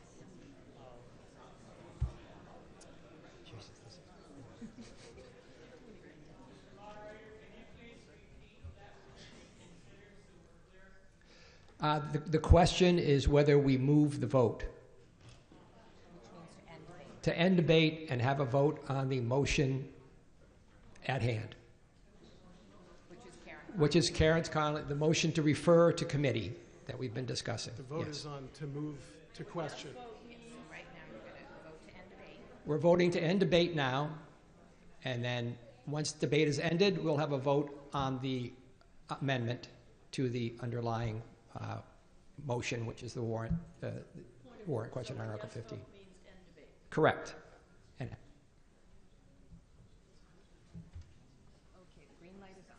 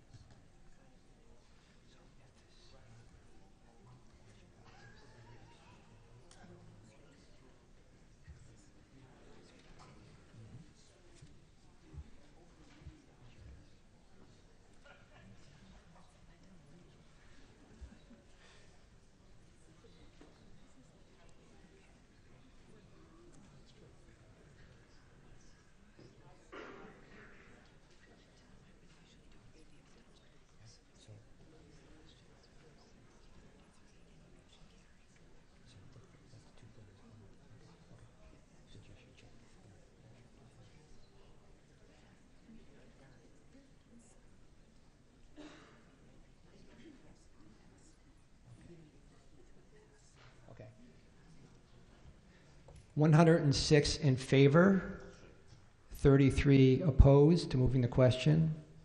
Motion passes, and the question is being moved. So now we are going to vote. Debate has ended on the motion. Mrs. Connolly? Clear on the motion that we're voting on. Is it need to read again? It was a lengthy motion, but we have it for the record here, but if it might be appropriate to read it again, just to be sure that everybody is clear on the motion that we're voting. Would you like me to read Sure. it? Okay, the question is to adopt town meeting time as Winchester's town meeting guide to parliamentary procedure be referred to a special town meeting committee. That committee being comprised of our current and one former town meeting moderators, a representative from the previous study committee appointed by that committee, a representative of the Committee on Government Regulations appointed by said committee, and one from the Rules Committee appointed by said Rules Committee for a total of 5 members. That the committee address the unresolved procedures listed in impact and actions and notes table in the appendix of Robert's Rules Committee report to the 2025 Fall Town Meeting, that the committee recommend changes to our existing bylaw and adoption of new bylaws as appropriate to reconcile the procedures recommended in the town meeting time with established Winchester town meeting procedures and current best practice procedures, that the committee report their findings and recommendations to the 2026 Springtown meeting, and that the committee submit articles and motions as appropriate for adoption of town meeting time along with the proposed bylaw changes for town meeting's consideration at the 2026 Springtown meeting. Point of order.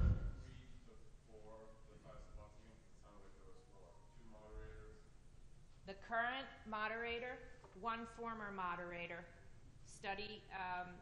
Committee on Government Regs. Oh, I'm sorry, from previous study committee is the 5th. Yes, so it's the moderator, the former moderator, the study committee, the rep of government regs, and a rep of rules committee. I'm sorry, I did skip that.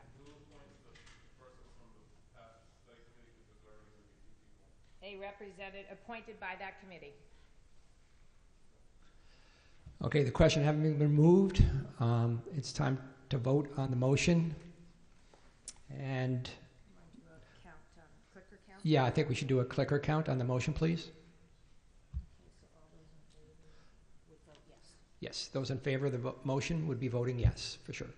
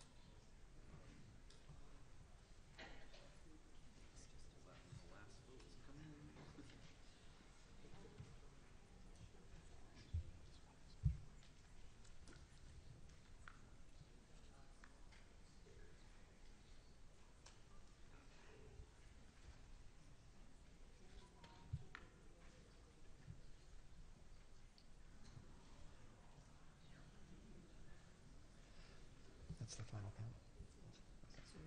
Okay. Those in favor of the motion are 79. Those against are 68. The motion passes. Article 15 is referred to committee. Thank you very much. We're going to take a break and for the Girl Scouts. Thank you.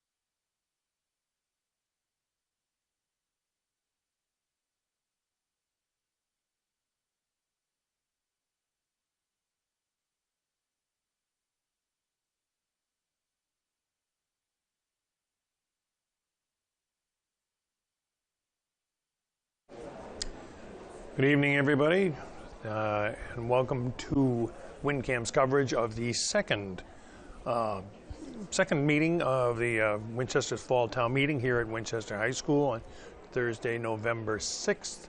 My name is Alan Iden. Let's recap what we've had so far. Not much movement to clean up the articles, but Article 26 was the first item of business tonight, and that was a proposal to increase the cost of living base from $14,000 to $16,000 for the town's retirees. We heard from the proponents that this would mean an increase of about $480 a year, approximately $5 a month. Would cost the town $15,000 a year. The town's pension liability was anticipated to be fully funded. It was required to be fully funded by 2030. It's anticipated to be fully funded by 2027. The Select Board and the Finance Committee recommended unfavorable action. They think it should be deferred to the spring. This decision should be deferred to the spring for the full financial picture for the next fiscal year.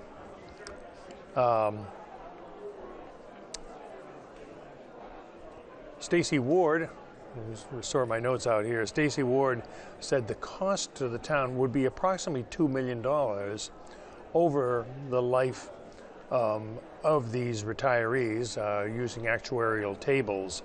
So to fully fund it and fund it into the future needs for these retirees would cost the town about $2 million. A town meeting member said that we have one of the best retiree health benefits and would push, but this would also push the fully funded town retiree account to 2028. However, on a vote of 102 to 45, this motion, the Article 26, was passed. All right. So, oops. We moved back to Article 9 after that, which was $1.237 million for the east side of town sewer reconstruction. What is happening there is some of the sewer system is old. There are inflow, what they call inflow, which is basically when storm drain runoff and other things mix in with the sewer, the septic sewerage. And we heard that this reconstruction will reduce the amount of actual sewage that is going to the sewage plant, and saving the town costs on that because they pay for that amount of sewage. It said there's a possibility of getting a grant from the Mass Water Resources Authority, and if that is received, it would reduce this cost. That was Article 9, and that was passed to appropriate that a little over $1.2 million. Article 10 was for water system improvements, specifically a new valve in the Wildwood Street area for about $600,000. The valve that's there has been in place since 1963. We heard a little history lesson on what was in effect in 1963. This valve is apparently needed to reduce the water pressure because it's too high in that area to go into homes. So, but this valve has been there since 1963. Time to replace it. The town is actually only borrowing $167,000 of that. The rest came from unexpended funds from other water and sewer projects. And that was passed. So if you've been watching the discussion now, it's been for Article 15, which is a proposal to change the way town meeting is run, the rules under which town meeting is run, from Robert's Rules, which is always, Winchester has always used, to a new set of rules called Town Meeting Time that were written specifically for New England town meetings. Because our town moderator, Philip Frateroli, was presenting it, he recused himself. Pat Hall came in as the temporary moderator. Mr. Frateroli says the town meeting time adopts Robert's rules adapts Robert's rules to Massachusetts town meetings. He said it's also more readable. He said only 30 towns in the state are representative town meetings, like Winchester. The rest are open town meetings where any voter can come in. He said there were some other rules unique to the town and the way we conduct our town meeting business. These rules, the changing to the rules must be approved by the Attorney General, but he said we're mostly following town meeting time rules at this time. The changes would be brought to spring town meeting. However, town meeting member Karen Conley proposed a study committee to further study this. She listed the members of the committee, which would include the current and one past town moderator. Bill McGonigal from the Select Board said he recommends this, and he said that Peter Haley from the Government Regulations Committee also recommended this. So that was a motion to postpone any adoption of this Article 15 pending a study committee. Then, just to make things a little more complicated, there was a motion to amend the motion to amend, which was to exclude the past moderators. There was some discussion on that, and that failed. Proponent Conley said that she appreciated the expertise that the town moderators would bring to this committee, having worked under these rules. Then discussion went back. The question was moved when the motion to amend. By the way, the motion to amend failed by 79 to 68. Let me see if I got my notes right here. Yes, the motion to amend passed by 79 to 68. That's town meeting member Conley's motion. So basically, Article 15 was not adopted and has now been referred back to a committee that would come back and report to a spring town meeting. There was concern that there's some bylaw changes would need to be made to adopt town meeting time. So this committee would report back to spring town meeting. If it is adopted, if the bylaw changes and everything are adopted at spring town meeting time would go into effect with the fall 2026 town meetings. I think I sorted that out all right, I hope. Anyway, so we finished up at Article 15. Town meeting is in recess right now, and we'll resume in a few minutes, and I will be back with a recap of the night's meeting at the conclusion.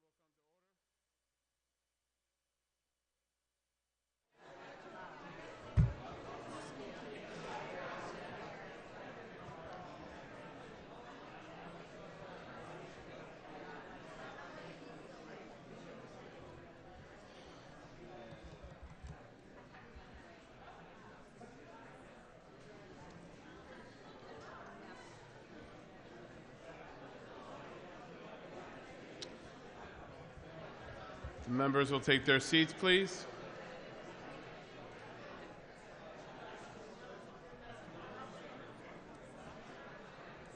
Oh, the video went out on him. Yeah, for poor Mike, the guy that was here for the night while I wasn't. So all you're gonna have to do is that'll go forward, and that will go back.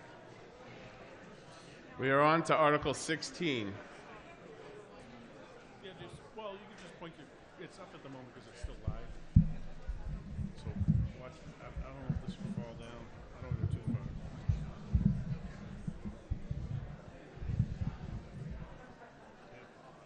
Okay, thanks. Matt, that's not showing up. It's not showing up.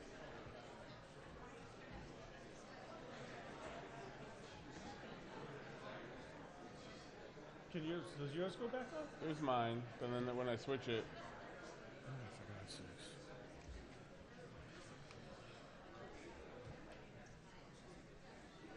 we are on to Article 16.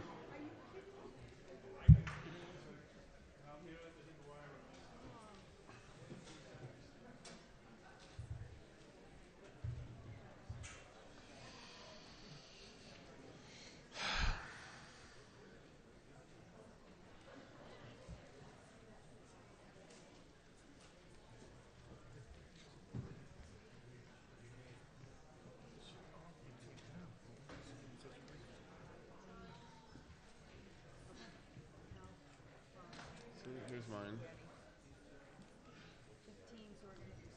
16.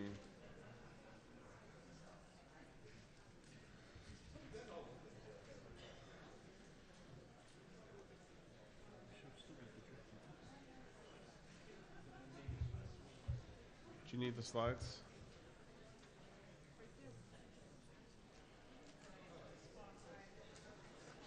That doesn't look like. Is there something going on with the computer? Because that doesn't look like it's like. Mr. Moderator, are we beginning with 16? Yes. All of a sudden, it doesn't see my side again. Reseated him again.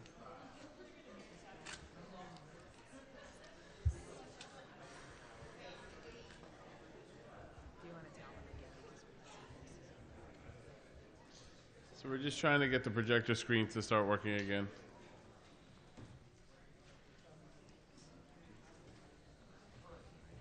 But that doesn't look like it's on the PowerPoint. It's like the stuff on the top. Maybe it's not. Oh, it's on mine's screen. mine's Okay. staged live. There you go. Yours is staged. No, that's yours. That's yours. Hold on a second. We have to restart. We gotta restart the PowerPoint. Okay.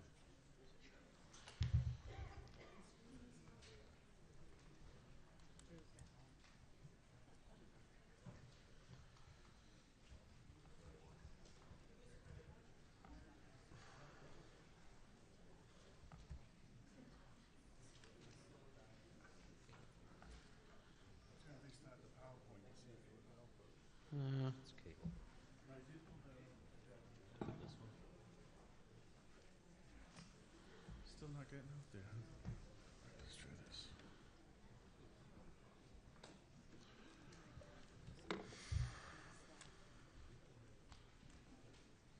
Come on.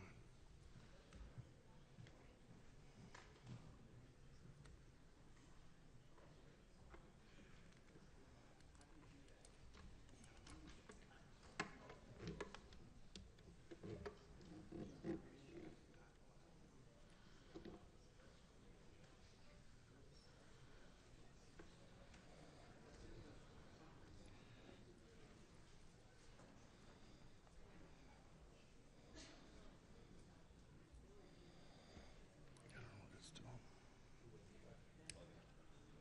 Yeah, I did. I actually just flipped it to the second USB-C port.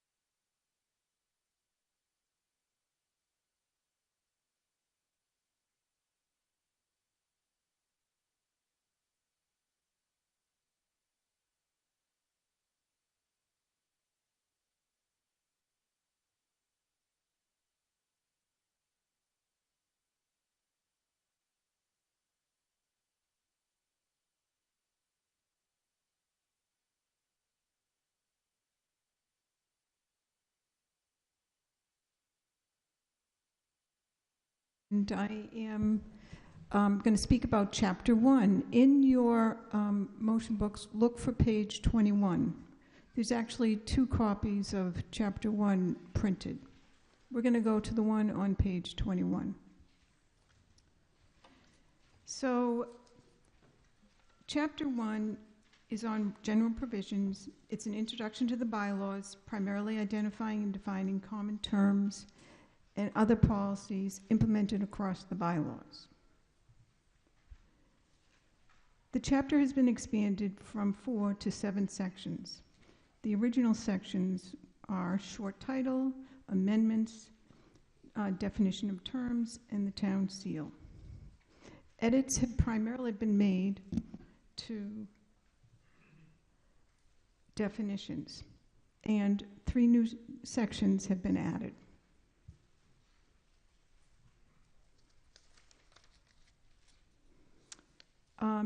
In definition section 3, the introductory paragraph of definitions includes references to sections of Charter Article 7, general provisions.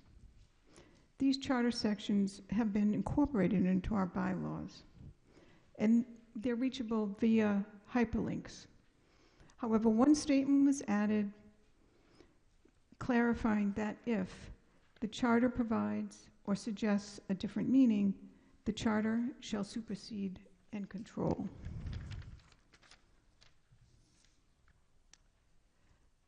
We actually have charter terms in the bylaws, and those charter terms were deleted. And one was an outdated definition. Those terms were charter, majority vote, town agency, town bulletin board, and town officer. New definitions were added, and that was business day, MGL, and, business day is the definition that stipulates that Saturday, Sunday, and legal holidays are not days to be used to conduct town business. MGL, Mass General Law, is the standard and the universally understood legal citation for the state statutes and will now replace the words general laws throughout the bylaws. Sidewalk, this term is used frequently across the bylaws. It is the legally defined term to refer to that portion of the street set aside for pedestrian travel and any other travel deemed appropriate, such as bicycles in Winchester. And the last, town website, replaces town bulletin board as the place to post official notices and for the public to access, conduct online town-related business. 2 definitions were updated. These are carriage, which was the citation for Mass General Law, MGL, was added, and the words general laws were removed. In refuge, the phrase when referring to waste product was added to clarify the pronunciation and definition of use, as written in the bylaw chapter 11, litter. A format change occurred, and that was to place the words 2/3 vote in alphabetical order. Of the 3 new sections that were added, the first is the computation of time. This language is a standard for how timeframes are established to complete town business. The language was edited to be compatible with the definition of business day. So that reads, in computing time under the bylaws, if 7 days or less, only business days shall be counted. If more than 7 days, every day shall be counted. The next is number and gender.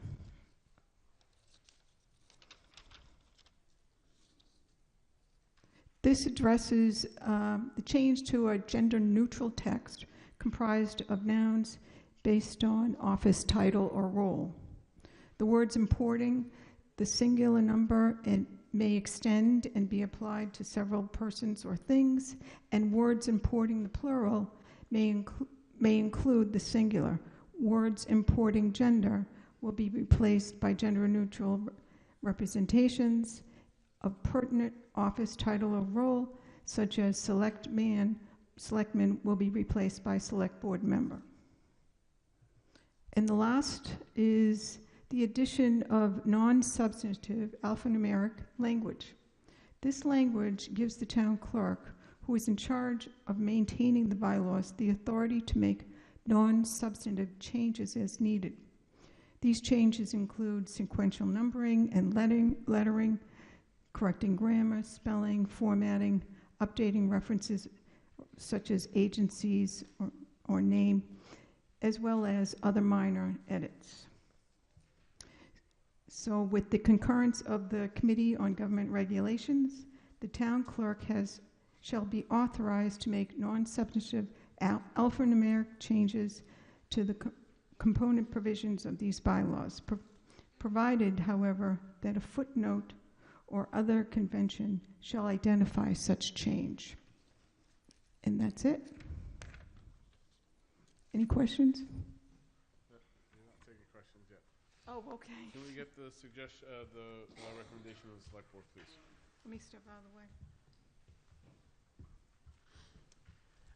Select Board recommended favorable action, and Mr. Moderator, if it would be helpful, Select Board recommended favorable action on all of the GovRegs bylaw changes, so Articles 16, 17, and 18, if you want to skip us in the future. I don't. I enjoy your quick humor. I want to make sure you get your steps in today. Any other boards and committees want to be heard on this? Okay, the Rules Committee?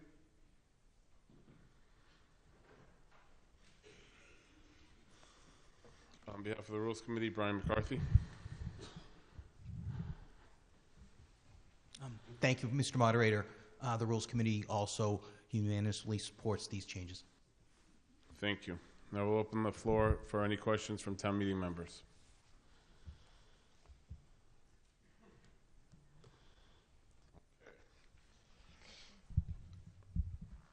It is moved and seconded that the town vote to amend certain subsections of Chapter 1 of the town's general bylaws as printed in the warrant.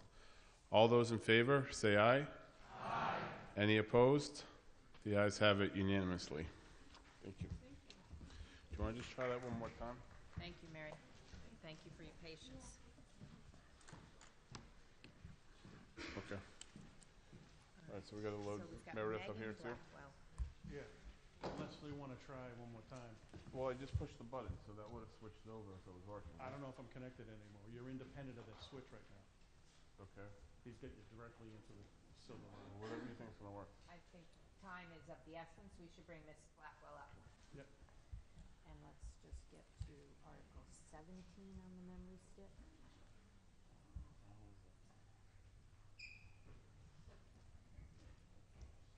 it's under 17 and then Blackwell. Looks so different from up here. There you go. Thank you. Well, you got to go into...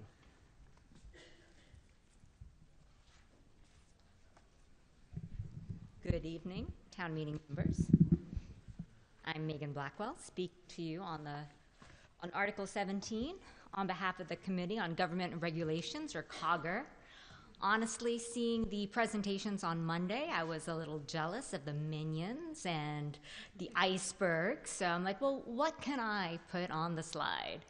And because we're COGR, I thought, cogs. We're a cog in the wheel, trying to make town meeting run more smoothly. Okay, so here's just a quick summary, bottom line up front, of what I'll be presenting to you. So there are 5 main changes in Article 17 that we're proposing. The first is a clarification of whom may be recognized to speak before town meeting. The second is addressing warrant article requirements for those articles requesting appropriations. The third involves the timing and distribution of warrant articles and the backgrounds. The fourth provides clarification on the process for appointing our members. And the fifth is the deletion of 2 inactive standing committees. Okay, the first, section 3.3 of chapter 2, strikes the word or minor and adds resident or. So the moderator shall recognize any resident or non-resident, provided that town meeting so authorizes. So think of it as a set. You know, you have residents and non-residents. If you have those 2 categories, it's everyone. You don't need to call out minors. So that's the motivation for the change. The second change in section 3.8 adds these 2 paragraphs. So warrant articles that request appropriation of funds shall include in the background estimates of the cost, duration of anticipated funding, and proposed funding sources. And estimates proposed under the previous section will be shared with the Finance Committee to review and to report to town meeting on the budget and tax impacts, if any. So I'll take these one at a time. The first one deals with appropriations. So in the spring, the language was a little fuzzier, so we made it more concrete. And now any article that's requesting appropriations should include these other items. And the whole rationale here is to increase the clarity and standardize the way information on proposed expenditures is presented to town meeting. Just earlier tonight, there was a question, well, what's the tax impact? You know, in this Chapter 110 money, how does that impact our taxes? And the comptroller answered perfectly, but it's a little confusing. So the hope here is that that will be more clearly spelled out. So this is one analogy that I like to compare it to. So on your credit card statement, if you make the minimum payment only, you'll pay off the balance in 40 years, and you'll pay a lot more. Now, you could do the math. You could calculate this for yourself. And our current warrant articles, they have all the numbers, and the proponents have done a lot of work, you know, calculating exactly how much they need. So you could find this information if you wanted to, but this article will just make things a little easier. Here's an example. This is from last year's Springtown meeting. All these different cost estimates, the duration of funding, the funding source, and the project or the citation, what it was for. And I tried to dig in and provide details, and it was hard for me to go back and find it. So I think it would make things easier for the future if the details on the assumptions behind these estimates were provided in the background motion. The second part of this, the companion change, is providing these estimates to FinCom and having them say, yes, this looks right, we ran it through our model, here's the budget and tax impact. And the rationale here is have them review the estimated cost, use the budget and forecasting tools to standardize what's presented to you in terms of the tax and budget impact. And as a reminder, the motivation for this came out of the Communication Study Committee so long ago in 2022. This was one of their recommended items. And if you read the italicized part, it says, current practice expects sponsors to provide both cost information and budget and tax impact estimates, but sponsors also often use widely differing assumptions about wage rates, benefits, equipment costs, etc., leading to divergent conclusions about budget and tax impacts. So this is trying to standardize and have one common truth. Okay, next section. So this part calls out that a copy of the motion and supporting report will not only be delivered to town meeting members, as it is now, but it will also be sent to the Finance Committee. This used to be the practice. For whatever reason, it stopped. So this just puts it in the bylaws so it will continue in the future. This also says that an electronic version of each main motion and supporting report shall be made available on the town website at least 10 days before the meeting is to convene. The motivation here is just to make these materials available as early as reasonably possible. In the spring, we tried to make this even longer, but the town manager over the summer came and said 10 days would be a better number. Okay, the last change, or the almost last change, is how members to the COGR committee are appointed. Right now, the current practice is during your precinct meeting, each precinct nominates a person to serve on this committee, and then the people are considered for appointment by the moderator. It's not, the precincts themselves don't elect the members, they just nominate them for final decision. And that's what happens now, but the bylaw didn't reflect this. Okay, now this really, the last two changes. So the Human Services Committee, and the Committee for Equal Opportunity are both listed in the bylaws, but they haven't met. And the town clerk says they haven't met for over 20 years, as long as she's been here. So we're just striking them from the bylaws. No disrespect, I'm sure they do things, but they've just been inactive. And that's it. Thank you. Thank you. Select Board? Thank you, Mr. Moderator. Select Board voted favorable action on Chapter 2, certainly several different areas on clarity, on the cost of motions and articles we think will be helpful. The appointment to COGR is certainly in COGR's interest, and retiring dormant committees. I know that's something that COGR started to look at last year, so this cleans that up. So favorable action from Select Board. Okay. Do you have a question, Mr. Vernellia? Sure. Got it. Okay. Brian Vernalia, Town Meeting Member, Precinct 4. I have a question potentially, I guess, for the Town Comptroller through you. Section 3.8.2, the 1.1.1, which is warrant articles that request appropriation of funds, shall include in the background estimates of cost, duration of anticipated funding, and proposed funding sources. My question through you, isn't that already required to be held in the motion of any motion that's put forward that requests appropriation of funds? Thank you, Mr. Moderator. Thank you. In the motion itself, there's an actual cost, but I think what this is requesting is to have more information in the background in a standard format that all financial articles are going to have. I believe that's the intent. So just as a follow-up, it just says any warrant articles that request appropriation of funds.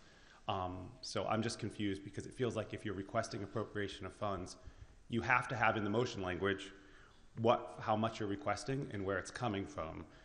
So it just feels duplicative. But if I'm confused, if it's not requesting appropriation of funds and it's something more nebulous, like we're going to have to put stop signs around town, but we're not saying how much it costs, that's not requesting a appropriation of funds. So it wouldn't be required. I think it's asking for the background of where the amount came from and any future impacts and a little bit more financial data associated with the amount that's just in the motion. So it's more than just the number. They want to know more. Okay. Thank you. Thank you. Mr. Marmon? Yeah, a question on the appointment to the Committee on Government Regs. I thought that the precinct had the authority to make that appointment by itself, the same on the Rules Committee. Have I been misreading this all along? The town clerk?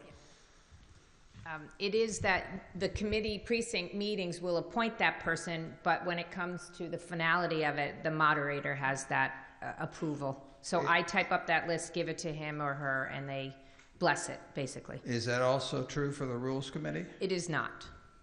And this has been in the bylaws for the Committee on Government Regulations? Oh, yeah. Yes, since 1975. Okay. Further on the question, Mr. Nixon.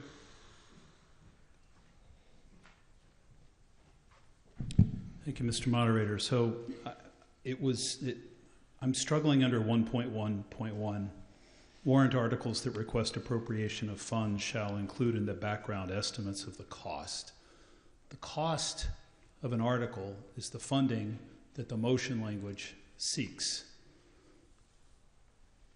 Is this about, are we really talking about estimates of cost? I hope we're not talking about a cost estimate. So for major capital projects, we usually get anywhere from a 20, 30, 40-page detailed construction cost estimate for every trade in construction imaginable. I actually went back. I'm looking at the slides on the high school proposal that Ms. Blackwell just discussed, and I'm looking at the very slides that were presented last year. And in the background and in the presentation, we actually said construction cost, $2.06 million.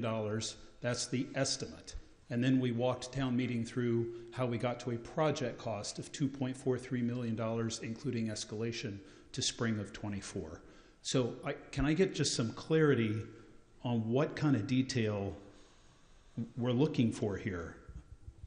Estimates of the cost. That could simply be a number. Is that just a number that the proponent would need to show to say, well, I got an estimate and therefore this is what I'm asking for in the motion language?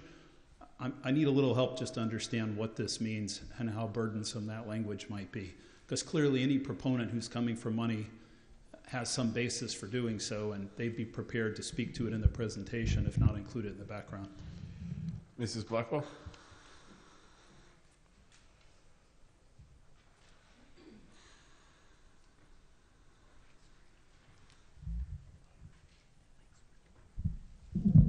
Thank you, Mr. Nixon.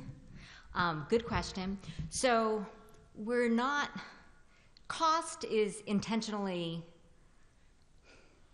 not vague, but we're not looking for down to the penny estimates, like hundreds of line items.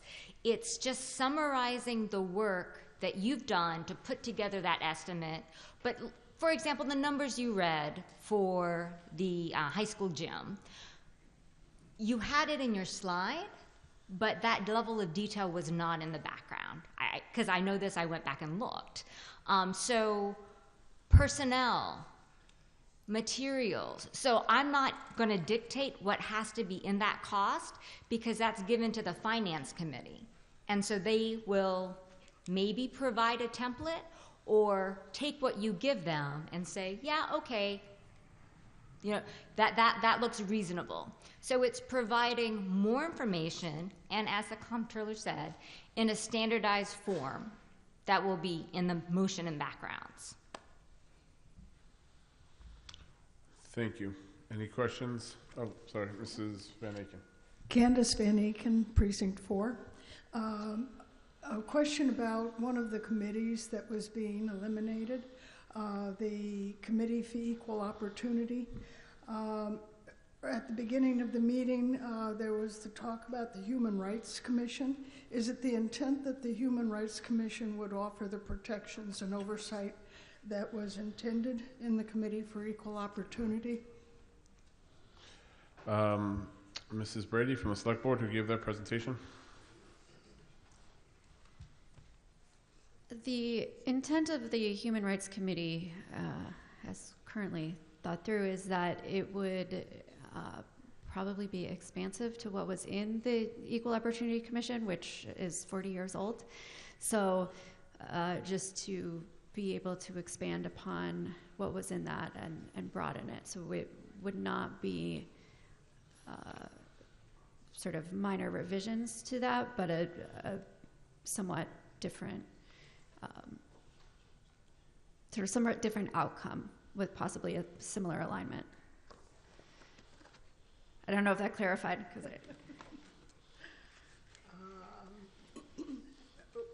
I guess the intent of the Committee for Equal Opportunity was intended to offer oversight and fairness. And I guess my question was, is the intent that the Human Rights Commission would play that role? So that the piece of the Committee of Equal Opportunity could be something done by the Human Rights Commission, but this was something that was put together, I don't know when it was added to the bylaws, but designed in a way that it expired in 1985 to update some specific pieces around equal opportunity at the time. I can't speak to that because I was that yay high in how it worked, but the Human Rights Commission would idea is to start fresh and not to necessarily build on what was in this language. Okay, thank you. Thank you. Further on the question, please state your name and precinct. Catherine Curtis, Precinct 2. I have a question on 3.8.2, number 2, where it says the town manager will send the main motion and supporting motions to town meeting members and finance committee 7 days before, but then also electronically that has to be provided 10 days before. Are we saying that 10 days before it goes up electronically and then it has to be mailed to everyone? And why the discrepancy between 10 days and 7 days? I think it's a procedural question. I think I can handle that and save Ms. Blackwell a trip. Once it's done, it gets sent to the printer. So once it's done, it could be emailed, but the paper copy and mailing it will take another 3 days to be received. So it's just the question of it will be emailed within 3 days after it goes up on the website? It will be on the website. Yeah, it takes the extra time to mail it. Thank you. It will be emailed when it's on the website. Thank you. Any other questions? Okay, I'd like to make the motion and take this all as one.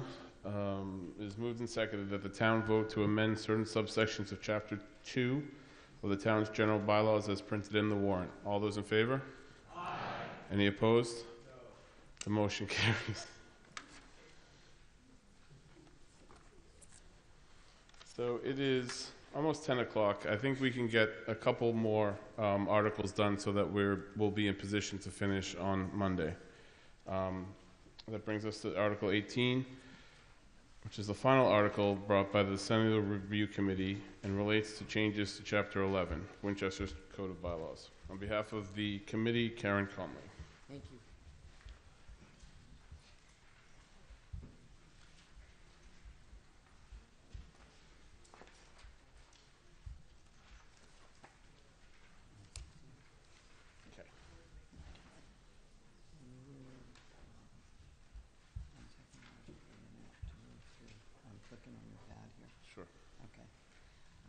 Thank you, and I promise to make this quick. This really should not be very complicated.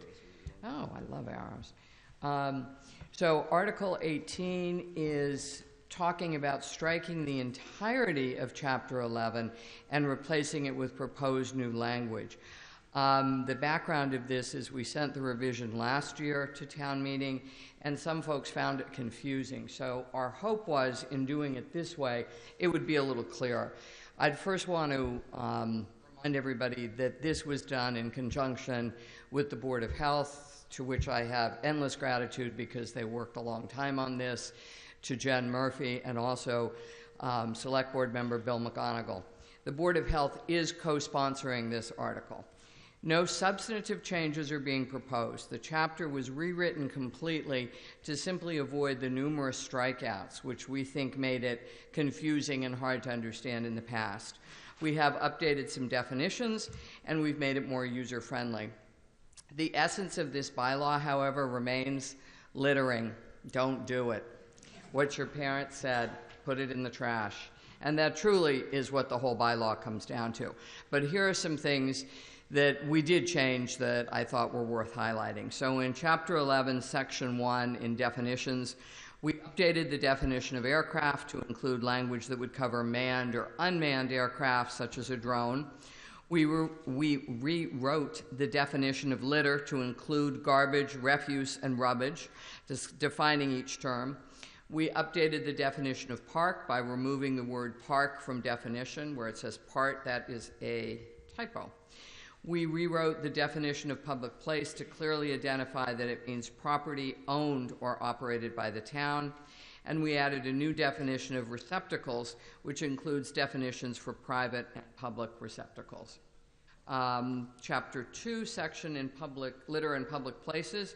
We added the word prohibited to the title, and you see we did that in several other instances, again, to simply underscore the fact we are prohibiting littering.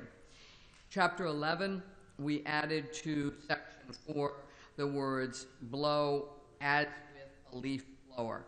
So it doesn't change anything about sweeping litter into the gutter being illegal. It simply says you can't do it with a leaf blower or broom. In Chapter 11, Section 7, we struck the words truckloads and replaced it with vehicles so that there wasn't any question that anything carrying litter, in fact, should not be spewing it across the road. We added the word prohibited, and we added or otherwise covered to provide flexibility in the ways that we see litter would be blown off of a vehicle.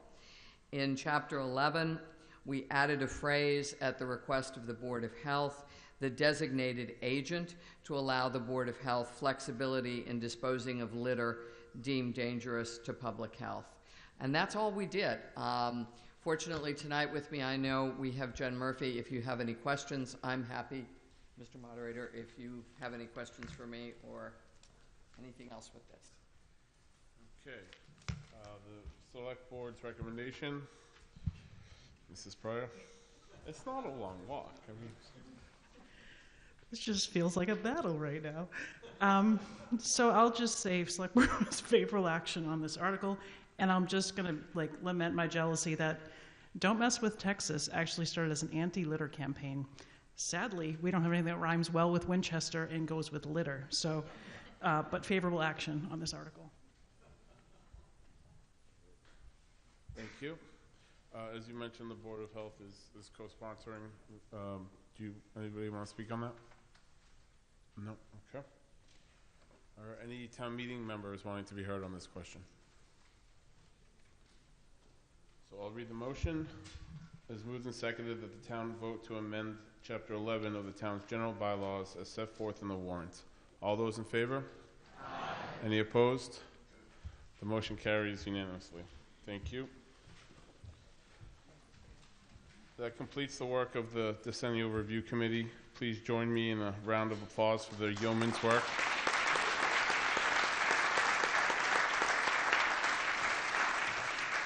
It has been said that in the course of human history, no statue has ever been erected to a committee. I'm afraid that streak will continue, but we do appreciate all your hard work. The last article tonight will be Article 19. On behalf of the Conservation Committee, Tracy Olson.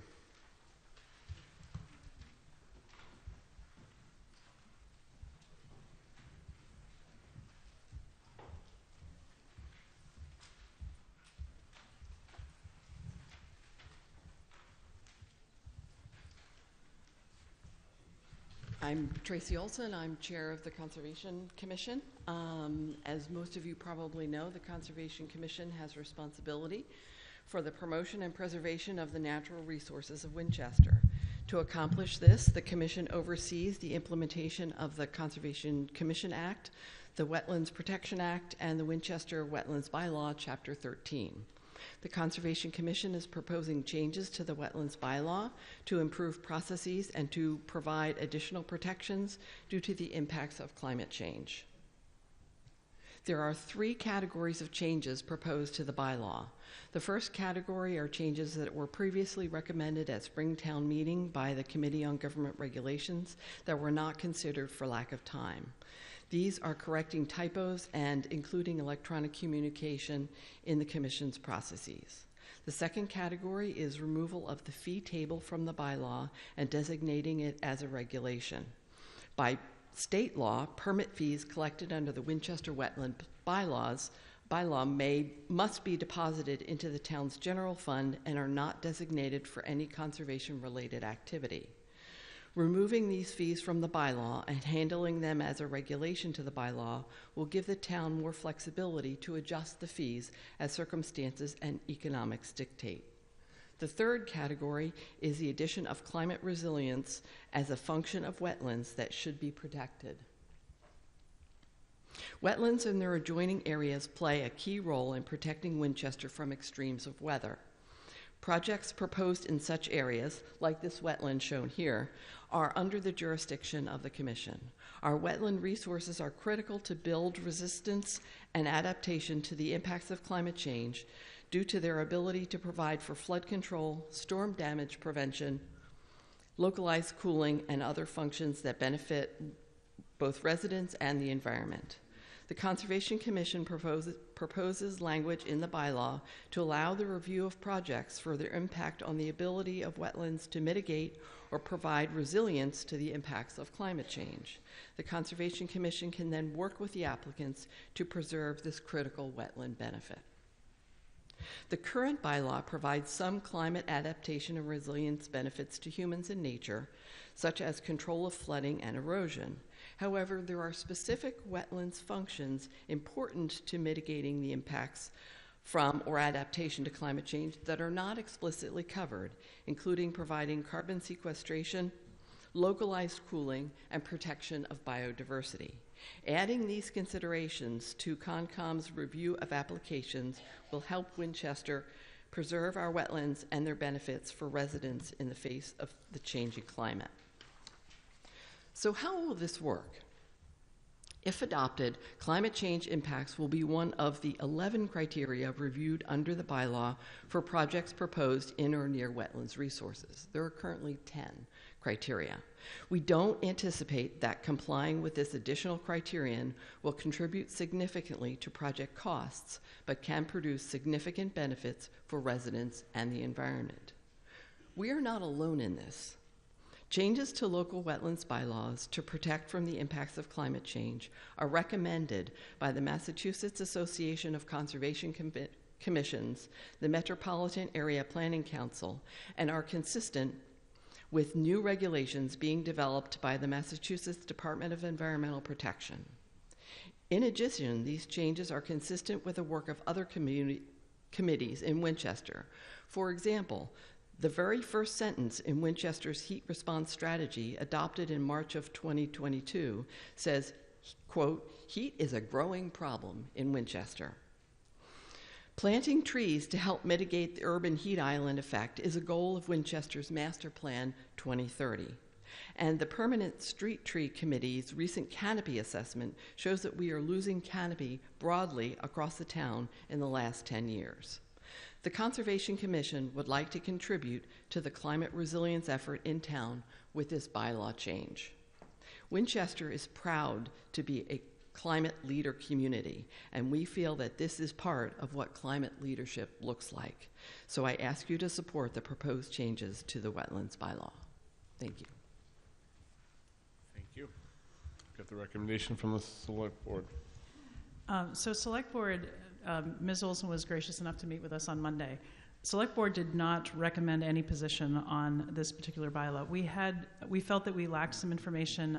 While Ms. Olson has said she does not expect it to have significant cost impacts on projects, we felt like perhaps if this was delayed and there was a chance to actually quantify how many applications would this apply to, what was the incremental cost for mitigating climate change, that we would feel that we would have more information to make a recommendation. But in short of that, we did not take a position. Thank you. Does the Committee of Government Regulations want to be heard on this?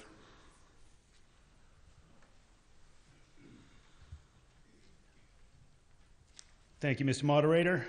The Committee on Government Regulations voted 2 favorable, 5 unfavorable, and 1 abstention on this. Again, a favorable report indicates that we believe the article is properly drafted and presented in a manner consistent and appropriate for inclusion in the bylaws. That's where the breakdown was. It was just a little bit of confusion over some of the language. I will say Ms. Olson did provide a lot of additional information after we had voted, so we could surmise that vote could have been different, but the vote is what the vote is, and that was 2 favorable, 5 unfavorable, and 1 abstain. Thank you. Thank you. For her maiden speech, Amy Bevelou. Hi everyone, Amy Beliveau, Precinct 7. I just want to start by saying that I'm hugely supportive of our efforts to address climate change as a community, and I'm incredibly happy that our town is a climate leader now. But I would note that when pieces of the effort were debated in the past, including the Specialization Energy Code or the municipal decarbonization plans, these were done very carefully with well-vetted documentation where we had the benefit of real expertise. By contrast, when I read this article, specifically section 1G, the language is vague as to what exactly is covered and the content of CONCOM's authority. I'm hoping you can shed some light on what the background research was done to come to this conclusion.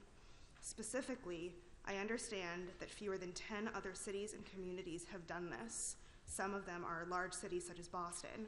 What has been their experience? Not just from a CONCOM perspective, but from the resident experience and economic development standpoint. Have any of these documentations been validated? Is that if the research was done, I hope it can be presented to us at town meeting. I worry that without clear and specific answers to these questions, the article is missing important information that town meeting members need to make a well-informed decision. As a result, I do not believe this article is ready for the fall and would recommend we push to spring. And we can ask CONCOM to do the type of deep analysis this body expects around climate initiatives. Thank you. Thank you. Is that are you making a motion to do that? Yes. Yes. Yes, I am. A motion to indefinitely postpone? To the spring. To the spring? Is there a second? All right, let's debate that motion. Anybody want to be heard on that?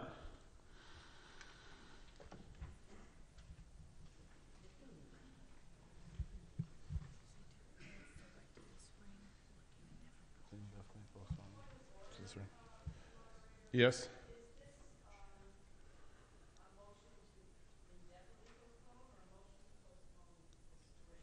Well, we don't have the authority to add anything to the warrant for the spring. So we can indefinitely postpone it and the petitioner can bring it back, or anybody can bring it back in the spring.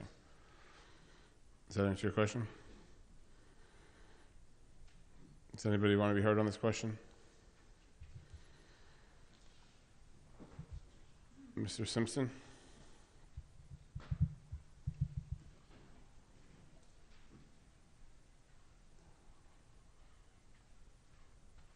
Recognizing that the Colin Simpson, Precinct 5, recognizing that this would be potentially controversial, I had hoped that, and the paragraph G being the controversial one, I'd hoped that the moderator would divide the question. Well, we have a motion right now. I understand. Thank you. Mr. Jurius? Dave Jurius, Precinct 8. I am concerned that delaying this, we know that climate change is happening. It's increasing in its velocity in terms of changes. I don't know that the addition of this additional information will actually change how town meeting would view this proposal. I'm concerned that if we put this off, we will lose the opportunity to enhance our protection of wetlands. So I would recommend against indefinite postponement and let us vote on the main motion. Thank you. Thank you. Further on the question, please state your name and precinct. Lauren Herman, Precinct 3.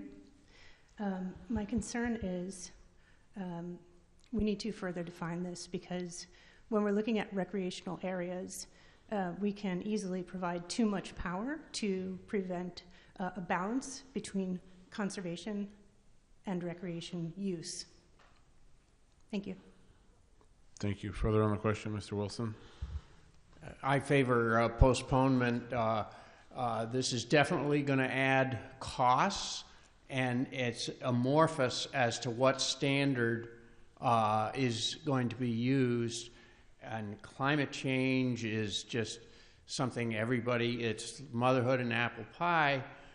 But at the end, the Conservation Commission is going to be saying, we want a tree here, we want a tree there, whatever.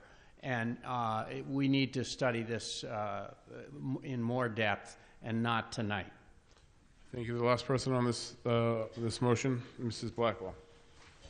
Thank you, Mr. Moderator. I was one of the 5 who voted against this for Committee on Government Regulations because of item 1G. I just felt to mitigate the effects of climate change or to provide resilience to the impacts of climate change were too vague as written. When Ms. Olson attended our meeting, she offered that regulations would be drafted to specify what to mitigate means and what to provide resilience means at a later time. So while this bylaw may not be perfect now, it sounded as though the regulations could provide more clarity. So I'm in favor not to indefinitely postpone, but to vote on it now. Okay. Well, the motion on the table is to indefinitely postpone. So a yes vote would be to indefinitely postpone. This is not a zoning article. This could come back without having to wait 2 years. And a motion no on the indefinite postponement would be to continue debate. Do you think we should do it by clicker or by voice? Clicker? Okay, we'll hold it open for 30 seconds.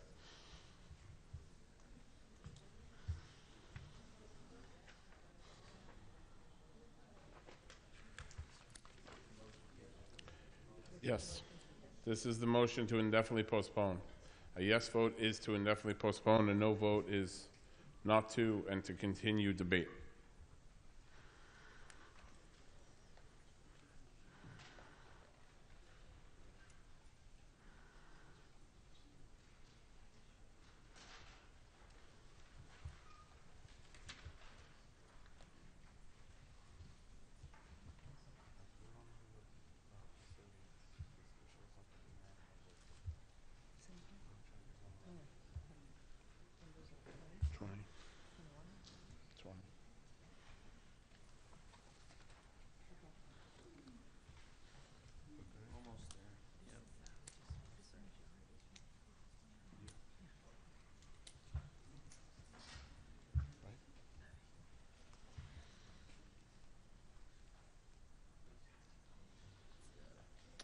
So the motion to indefinitely postpone carries. And I know I promised that would be the last one tonight, but I got a request from Chair Pryor, because she's not going to be here on Monday, to do one more article tonight. So I'm asking the consent of the body to do one more article. Is that okay? All right, thank you. That brings us to Article 19. I'm sorry, Article 20.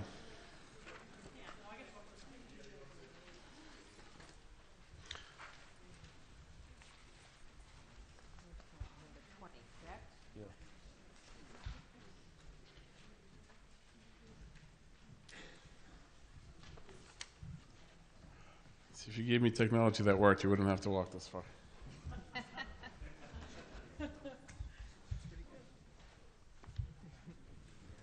Yeah, we'll step aside.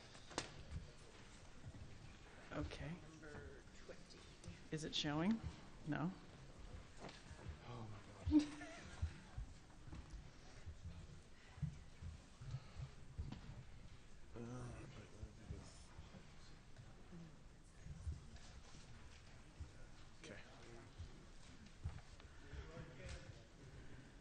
Okay, good evening, everybody. Article 20 is to transfer from free cash or other available funds to supplement the current FY26 budget for DPW personal services and expense.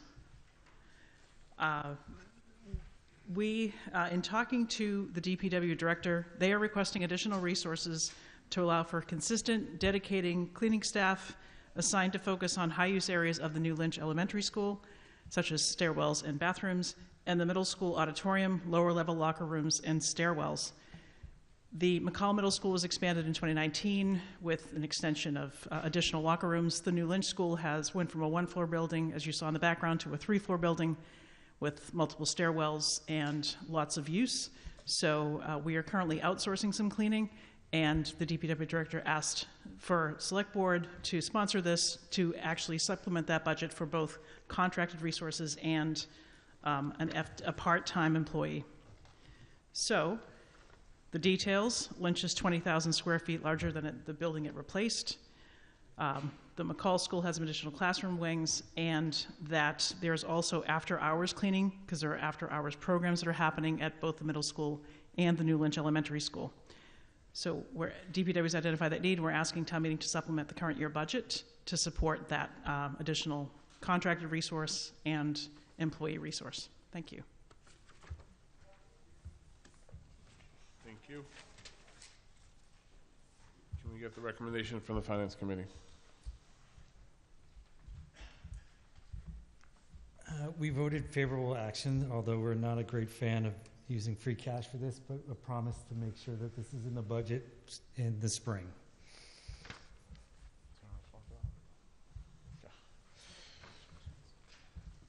Are there any town meeting members that would like to be heard on this?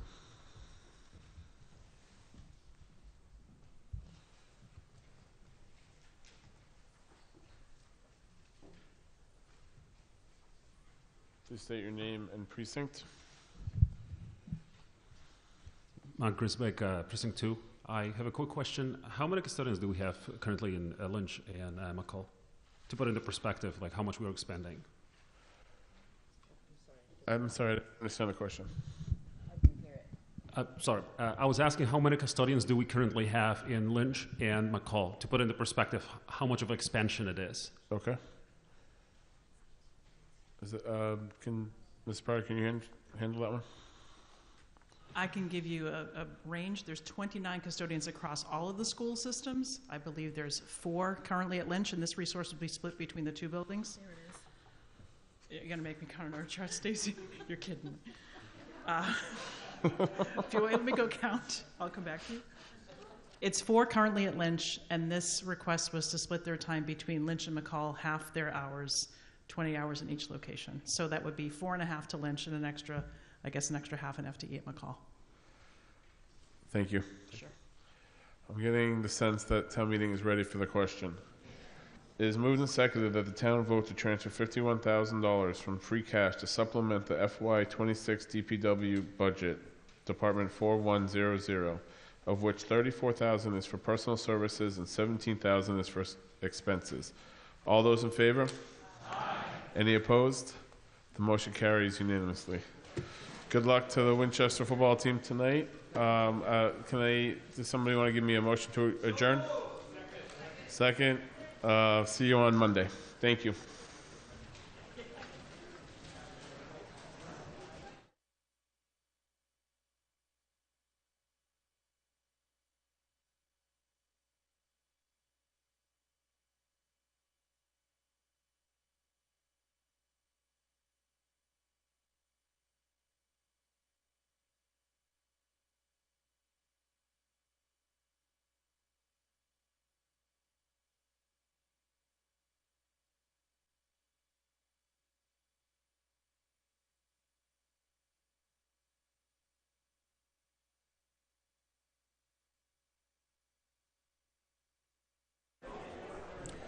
Good evening once again, ladies and gentlemen. My name is Alan Iden. We have just wrapped up the second session of Winchester's Fall 2025 Town Meeting tonight on November 6th. So let's recap what we accomplished this evening, what Town Meeting accomplished this evening. Started off with Article 26, which was an article to increase the cost of living base for retirees, town employee retirees, from $14,000 to $16,000. We heard that would cost approximately $480 a year on average for the retirees, about $5 a month, cost to the town of $15,000 a year. However, we heard from the town comptroller that the town had anticipated covering all its pension liabilities ahead of the 2030 deadline by 2027. But this change would push that out to 2028 because she said it would cost about $2 million to fully fund this for the life of the retirees. Both the Select Board and the Finance Committee voted unfavorable action. A town meeting member said that the town has one of the best retiree health benefits, but this would push fully funding it to 2028. However, 102 to 45, it was passed. That's Article 26. We move back to Article 9, which was a request for $1.237 million for the repairs to the east side sewer system to mitigate inflow, which is basically stormwater runoff getting into the sewer system, and which increases the sewage costs that the town has to pay to MWRA. So doing these repairs would reduce the amount of sewage that is being sent out to Deer Island. We heard that a grant from the MWRA may be received, and if so, that will reduce the cost. The $1.237 million was passed. Moved on to Article 10. These are water system improvements, specifically a new pressure-reducing valve in the area of Wildwood Street for $600,000. The valve, we heard the valve currently used there has been there since 1963. And this valve is needed to reduce the water pressure to the homes in that area. However, the town is only borrowing $167,000. The rest of the funds come from unexpended funds. That passed. Article 15 had the most debate of the night. There's a proposal to change town meeting governance from Robert's Rules to a rule book called Town Meeting Time. Pat Hall took the podium as the temporary moderator because Phil Frateroli, the present moderator, was presenting this. He said town meeting time adapts Robert rules to Massachusetts town meetings. It's more readable. He said only 30 towns in the Commonwealth have representative town meetings as we do. He said there are other rules that are unique to the town. Any rule changes like this must be approved by the Attorney General, but he said we're mostly following town meeting time in the procedures now. Changes would be brought to the spring town meeting. However, Karen Conley, town meeting member Karen Conley, proposed a study committee, made a motion to create a study committee to look into this. She had lists of who would be on this committee, including the current and one past moderator. There was a motion to amend the motion to exclude the past moderators. That failed. The motion to amend Article 15 was passed by 79 to 68. So basically, Article 15 was referred back to committee and not passed. Article 16 from the Committee on Government Regulations was just cleaning up some definitions and wording in the bylaws. They said if the rules conflict with the town charter rules presides. That passed. 17 was more revisions to bylaws, specifically who can clarify who can speak at town meeting, the requirements for town meeting articles, especially financial articles, must estimate the costs and provide these estimates to the Finance Committee and the rationale for these estimates to the Finance Committee in advance of town meeting. Also defined the terms of the office for the Government Regulations Committee. There was also to remove the Human Services Committee because we heard they haven't met in 20 years. The same thing was for the Committee on Equal Opportunity, has not also met in many years. Article 17, all those items were passed. Article 18 was revisions to the town's anti-litter regulations in Chapter 11. That was passed. Article 19 was proposed by the Conservation Committee, which had Wetlands Act revisions to add protection, as they said, to add protection to wetlands due to climate change. The Government Regulations Committee opposed it. There were some concerns on the cost and the clarity of the wording. There was a motion to indefinitely postpone it. That passed. So Article 19 indefinitely postponed.